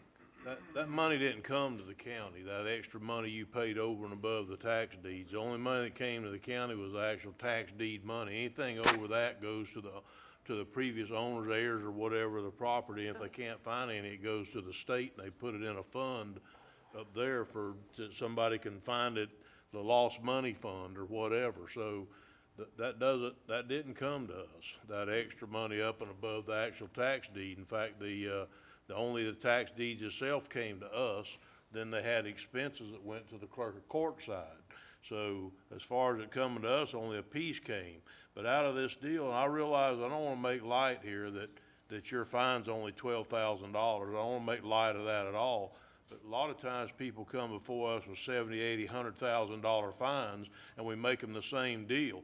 We make them pay the abatement cost, the staff cost minus the administrative fee. If we change that for anybody along the route, then somebody's gonna come in here directly and say, well, you weren't consistent. You didn't do the same thing to everybody. Consistency has got to be maintained here, and we just, in this commissioner's opinion, we don't have a choice. So I think Commissioner Adams' act, I had my button pushed too, and he asked the exact same question. Would it help you any if we let you pay it over a longer period of time? Because we're not trying to hurt you, we're really not. So if we could extend this out to give you a year and do 12 payments over a year to be able to pay this $5,500, maybe that would help.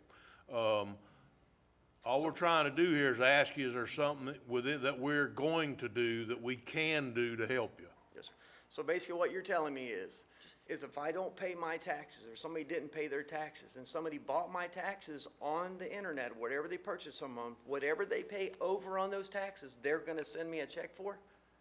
So is it almost like a savings? That's almost, I could spend an hour and a half See, I mean, I just explaining didn't this to you, understand. I and would assume it would've I'm went not to the not backup. willing to do it. I'm Yes, just sir. telling you, it'd be better for you to go to an attorney and ask him, but the basic understanding is yes.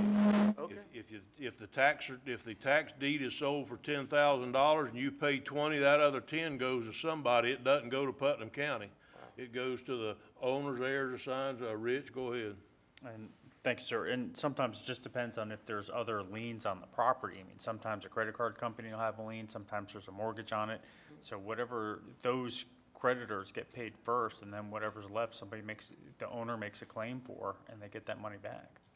So anyhow, if we could go back to where we are at hand here, if I may, Mr. You may, Chairman. and that's what I was, The motion has been made, I believe, and seconded of the amounts, and that's consistent with what we've been doing for a long time on these cases. And I think that the question needs to be answered, that Commissioner Adams asked question, would you like us to amend this motion and extend it out that gave you more time to pay to where you weren't under a tremendous burden? Yes, sir. Please. Okay, would a year be enough? I think so, yes. Okay, Mr. Chairman, I move to amend the motion by extending the payment plan from 90 days to 1 year on this amount. Second. okay.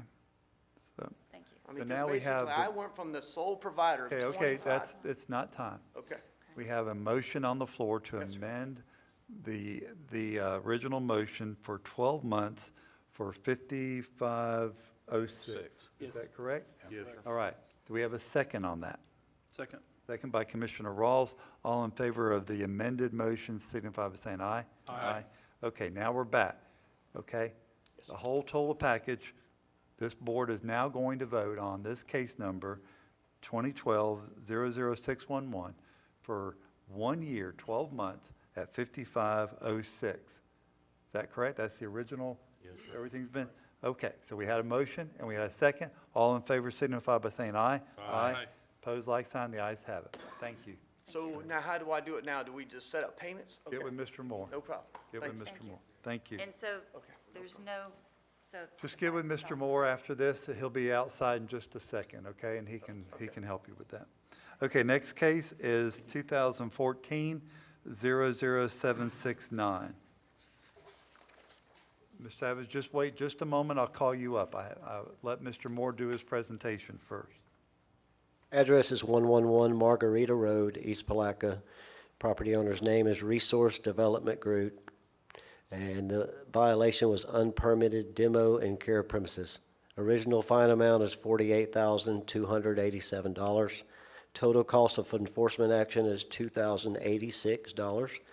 The property owner has recently purchased the property. The property is now compliant, and the owner is requesting a fine reduction. If the board approves, we recommend the reduced fine to be paid within 90 days. Thank you. Now, the original fine, I think, Mr. Moore, from now on, we need to really state the original fine was $48,287. Yes, sir. You might have said that, I didn't hear it. I was But I reading think fast. maybe you know, I mean, we, like Mr. Turner said, we are reducing some of these fines a lot. And there are people in the community that doesn't want us to do that. Believe me, there are. Mr. Savage, you're in the audience. You work for Resource Development, or you represent them, so please come up and state your case. Yeah, my name's David Savage, President of Resource Development Group. I'll just say ditto to the last two because we purchased this property on a tax auction.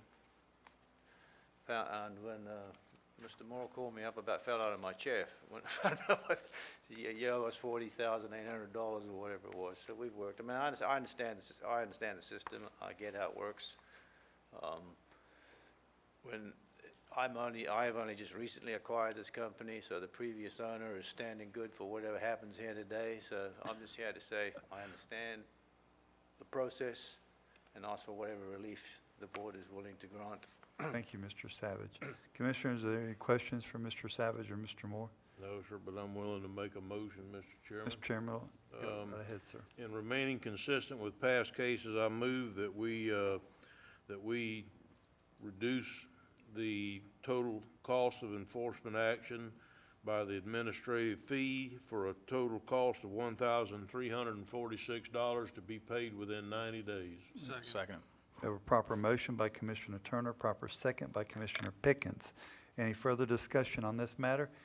Seeing none, all in favor signify by saying aye. Aye. Opposed, like sign. The ayes have it. Thank you very much. Thank you. Okay. All right, Commissioners. Can I make a comment? You may. Is there a way, these sales are done by, is there a way to put a note in the sale? Disclaimer. Somewhere just saying to contact the building? I mean, I just emailed my staff yesterday, and I'm having them add a second disclaimer on the clerk's website, much like when you go to the property appraiser's website and you click on the GIS map, and it comes up with an I accept button or a reject button with a disclaimer that says, and it's going to say, you know, all tax deed sales, buyer beware, please do your due diligence, please contact an attorney if you'd like, please do title search. can we add to contact?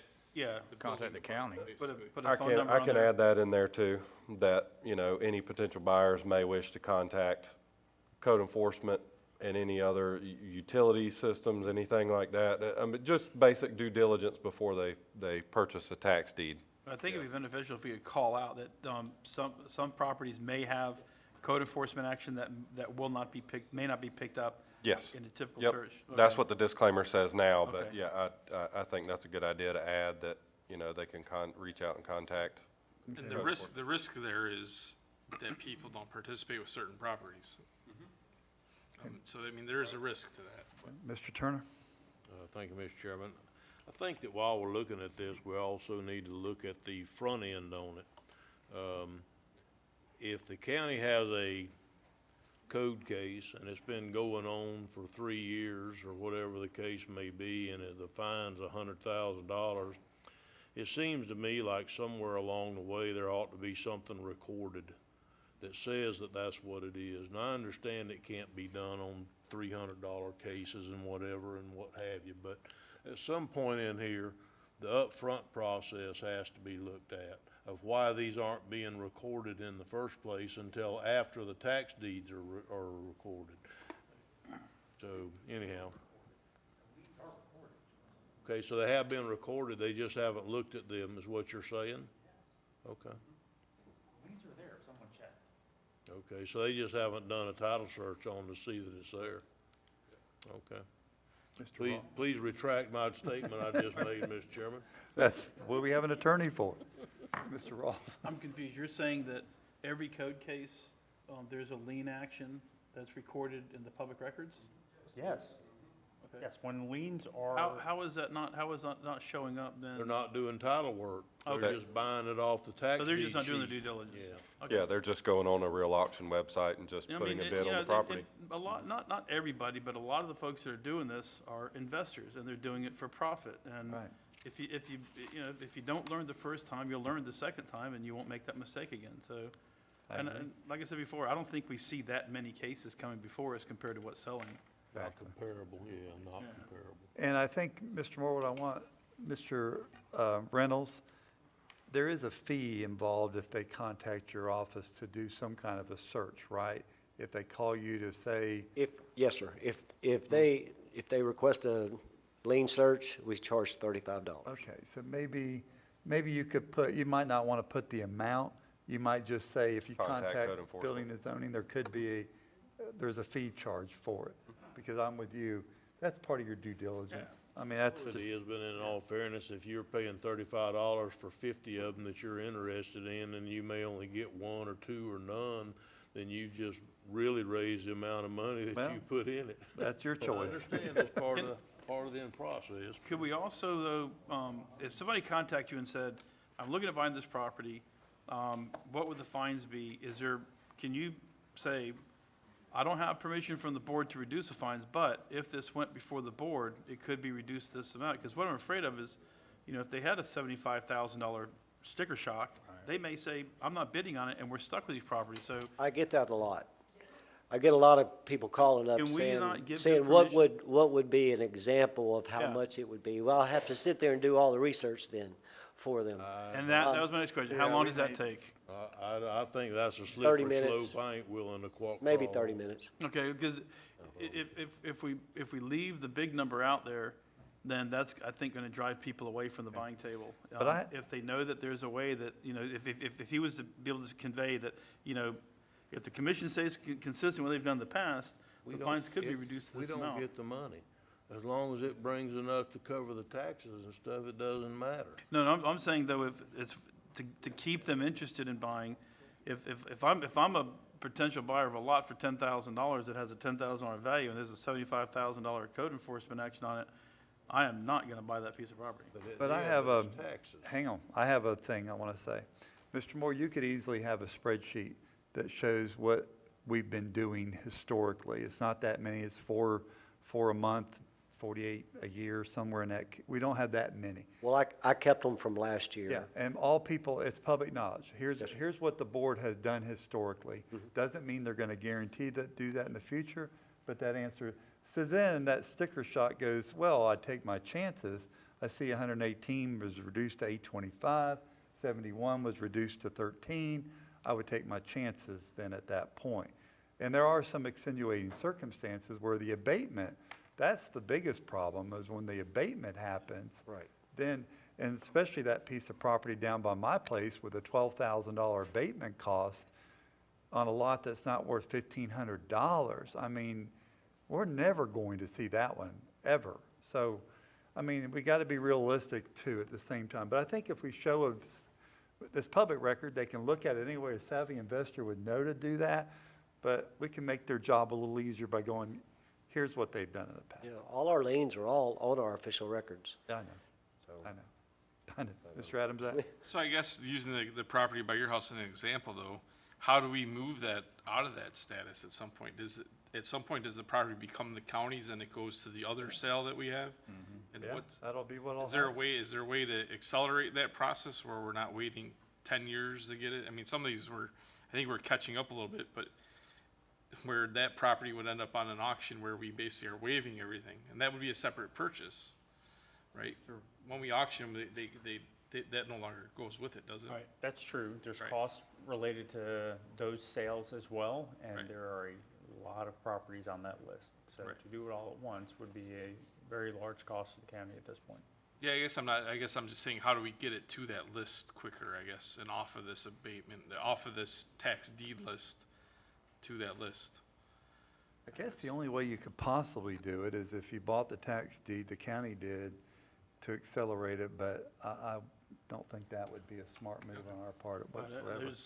I can give you an example of a piece of property that my wife would like to buy just to tear down and clean up.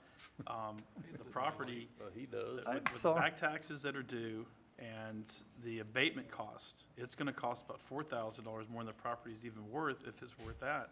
So, we've got a lot of property where we'd have to have people with really big checkbooks that just have an appetite to come in and tear down, especially infill stuff that's already been built on. And like that gentleman said, I'll just walk away. And I think people get to that point, they can't afford to maintain it, they don't have any interest in real estate, and they just walk. Mr. Turner, you had your light on, I apologize. No problem. One last thing, hopefully, is that, you know, if we're not careful here, what ends up happening is we start taking these liens off properties that we own, and then next thing you know, people are just saying, you can have it. Right. We don't want it anymore, you can have it.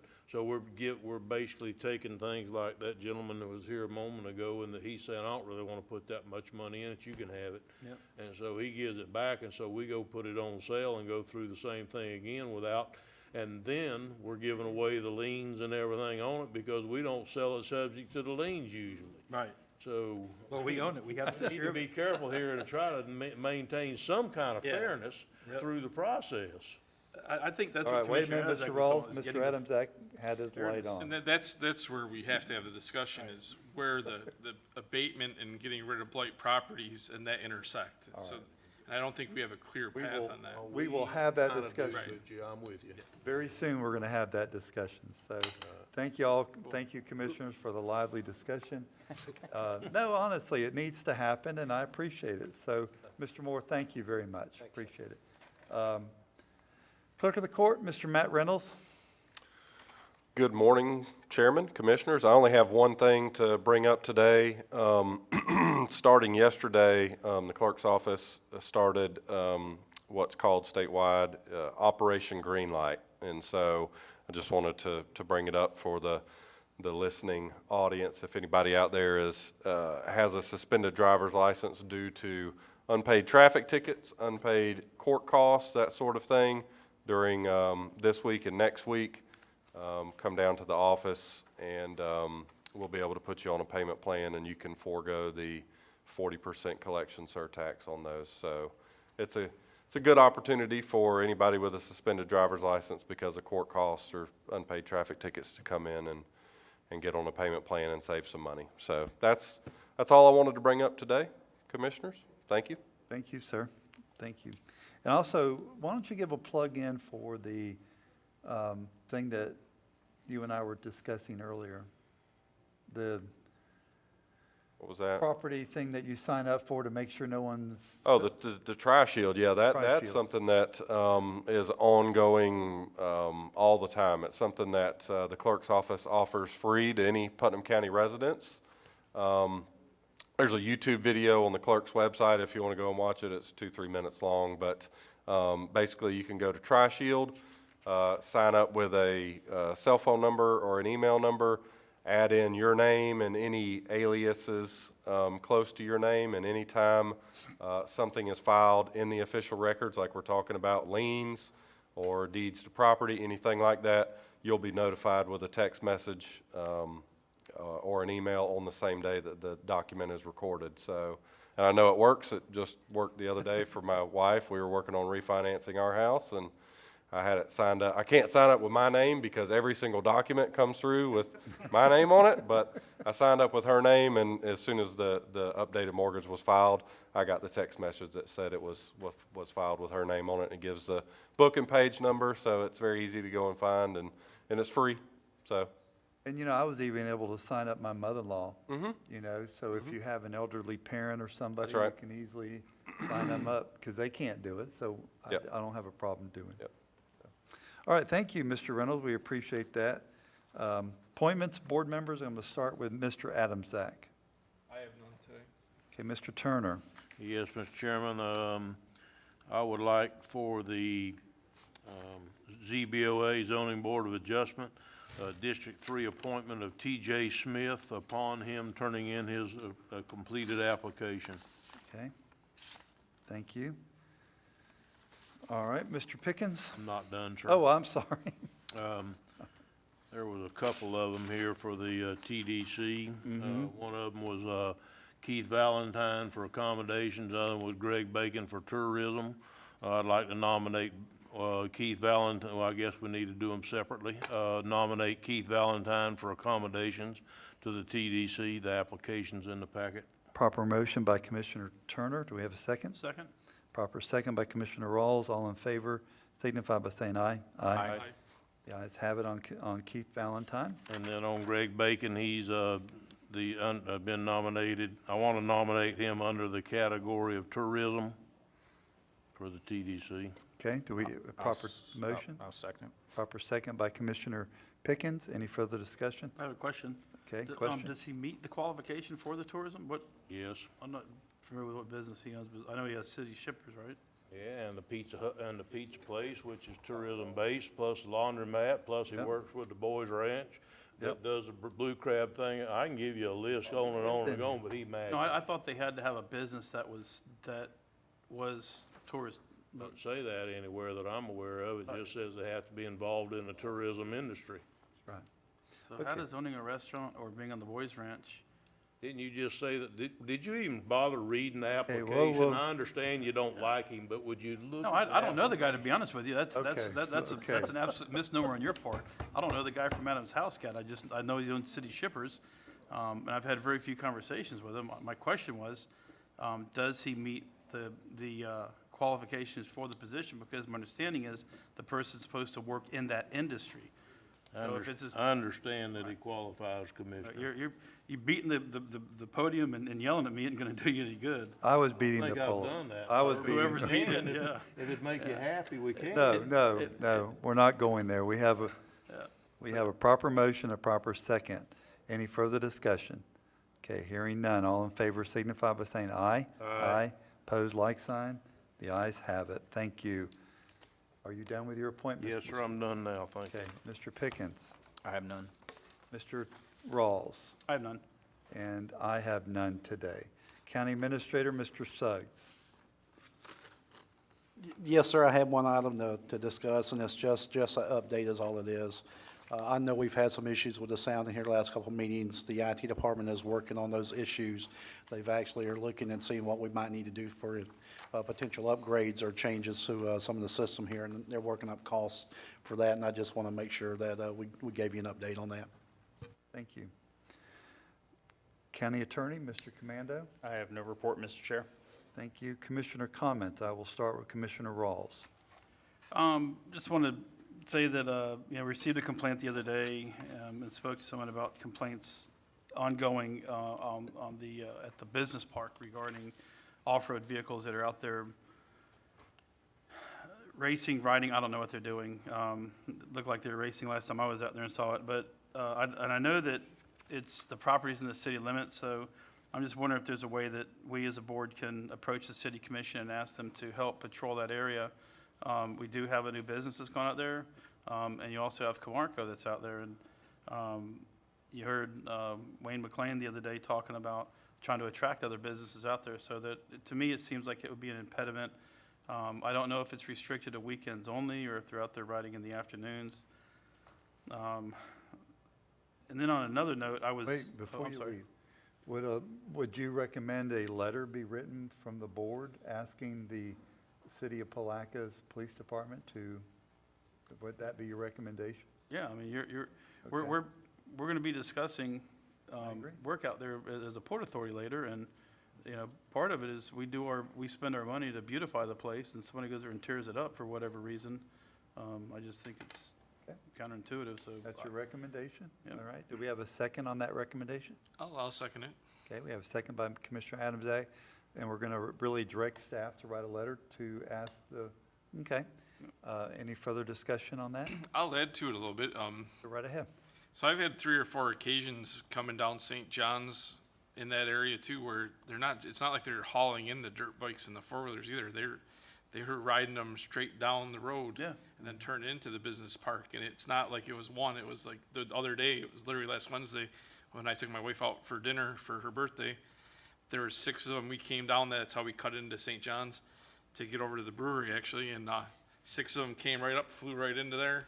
And it was dirt bikes and 4-wheelers all souped up and stuff. So we definitely need to do something. And that there is the entrance county. I mean, where's that line? So I mean, that was the on the city. county entrance, though the backside. Well, I guess that's city there too, isn't it? Mm-hmm. So definitely a letter. I don't know what gravity it provides, but at least it says we're aware of it and need something done. I wish there's more we could do, I guess, is my comment. I could take the letter down to the city council meeting and present it. Yeah. And that might help some. So, but I guess my comment is it's not only in the business park, it's coming up and down the roads into the business park. Yeah. So it's not like they're trailering it in there, Sure. having races, they're coming from the community. But a couple Sundays ago, I did go in there and they did trailer some in too. So, Mr. Turner. Mr. Chairman, I think we're gonna have to make up our mind if we're serious about doing something about this or not, because you're not gonna stop it by hanging signs or asking the police to look at it more often or any of that. You're gonna have to stop it by doing some fencing or doing something that's a little more serious than what we're talking about here today. So I'm not advocating we do that today. I'm just saying that's probably the next step. Maybe write the letter and see if that helps. Maybe stick a sign up or something, do not trespass if you're not authorized or whatever. But I think probably ultimately, if we're serious about this, it's gonna take some serious steps to make it happen. I agree. The ones that I saw out there looked like they were racing on the asphalt. You got long, Colonel Wells, do you know by any chance what they're doing out there?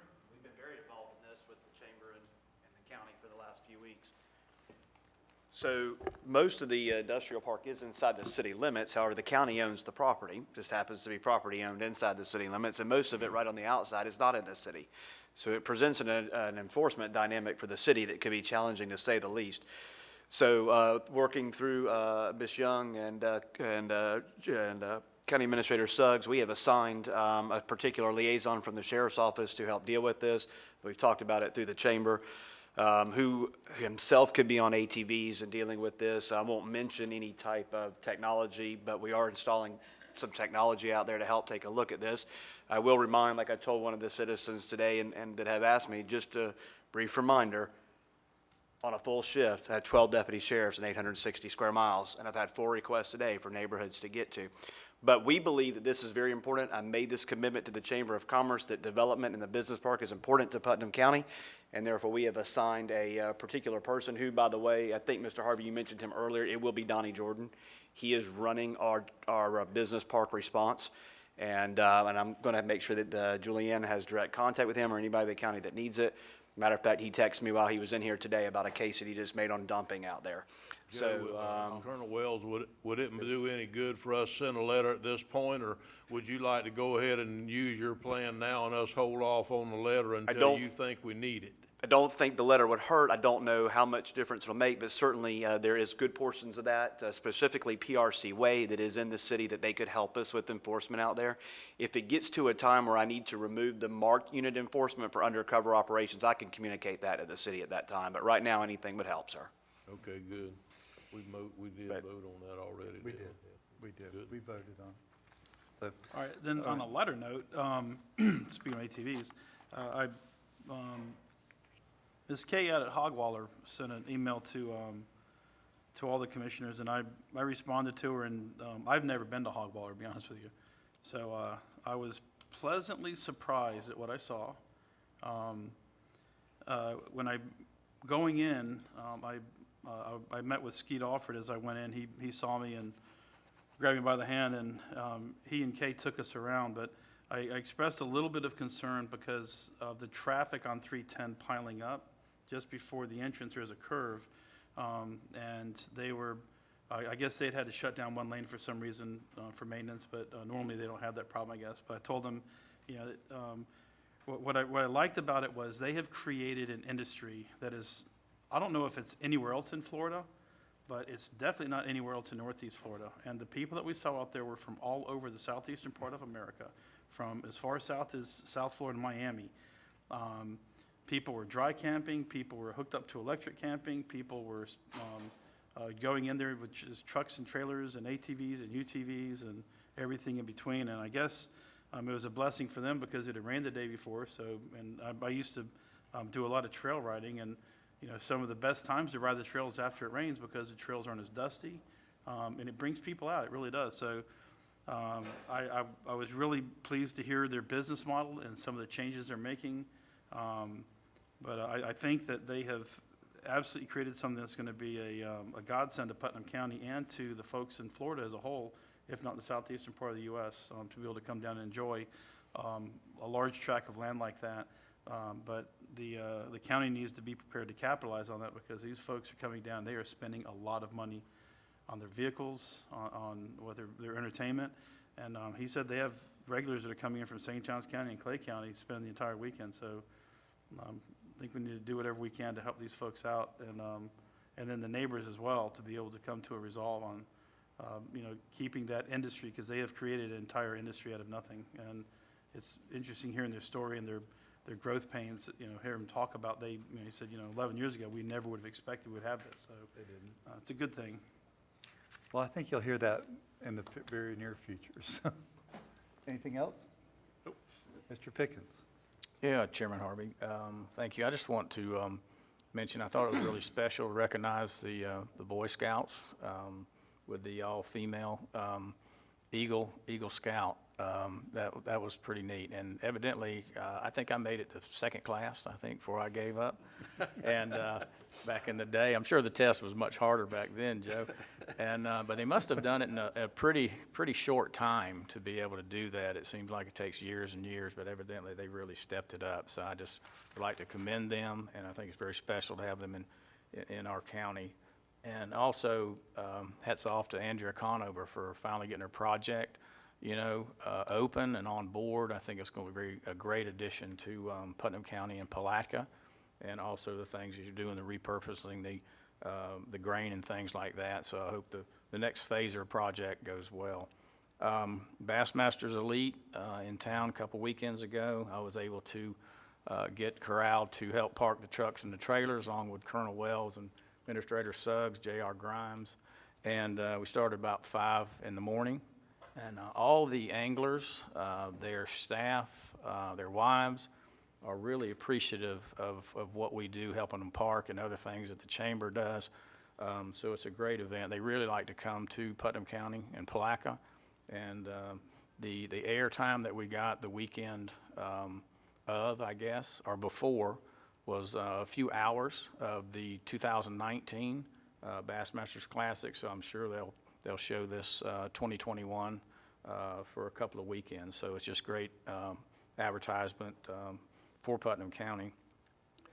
One thing I mentioned to the commissioners that I was planning, and I see Chris Peterson in there. I'm sorry Brett's not here. Former Mayor of Crescent City, Brett Peterson, who did a great job for 4 years. One thing I wanted to do when I was elected was to meet with all 3 mayors in South Putnam, and we were able to do it one time when Brett was mayor, and so I wanted to start that again this year. So on February 10th, Wednesday, we met in the government complex in Crescent City with Michelle Myers, new mayor of Crescent City, Joe Zwinkala, mayor of Pomona Park, and Mayor Sands was not able to attend, but Michael Porath, the chief of police, and also does a lot of things for the town of Willaca. We were able to meet. And Administrator Suggs, I asked him if he would come down and just go over a few things and talk about the new organizational chart. Well, he did one step better, so he brought some of the executive directors in. So I just want to thank J.R. Grimes, Julianne Holmes-Young, Mike Troxell, Jay Tilton, and Jim Toronto for coming down and meeting with us. And they went over their responsibilities and some of the things that they're working on. And we were able to give the mayors and Chief Porath, a face with a name so they know who to contact. We exchanged information. We met for about an hour together. We also talked about the interlocal agreements with all 3 cities, which needs to be looked at, and Administrator Suggs is going to promise me that that will get looked at this year. And then after they left, I met with the 3 mayors, with the chief for about another 30 minutes and talked about other issues. So we're planning to do that once a quarter.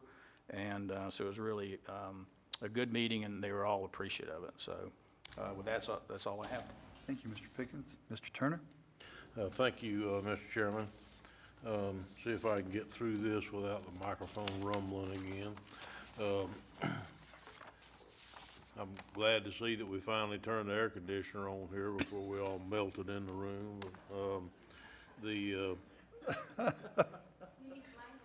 Yes, we know. We're going to have a vendor.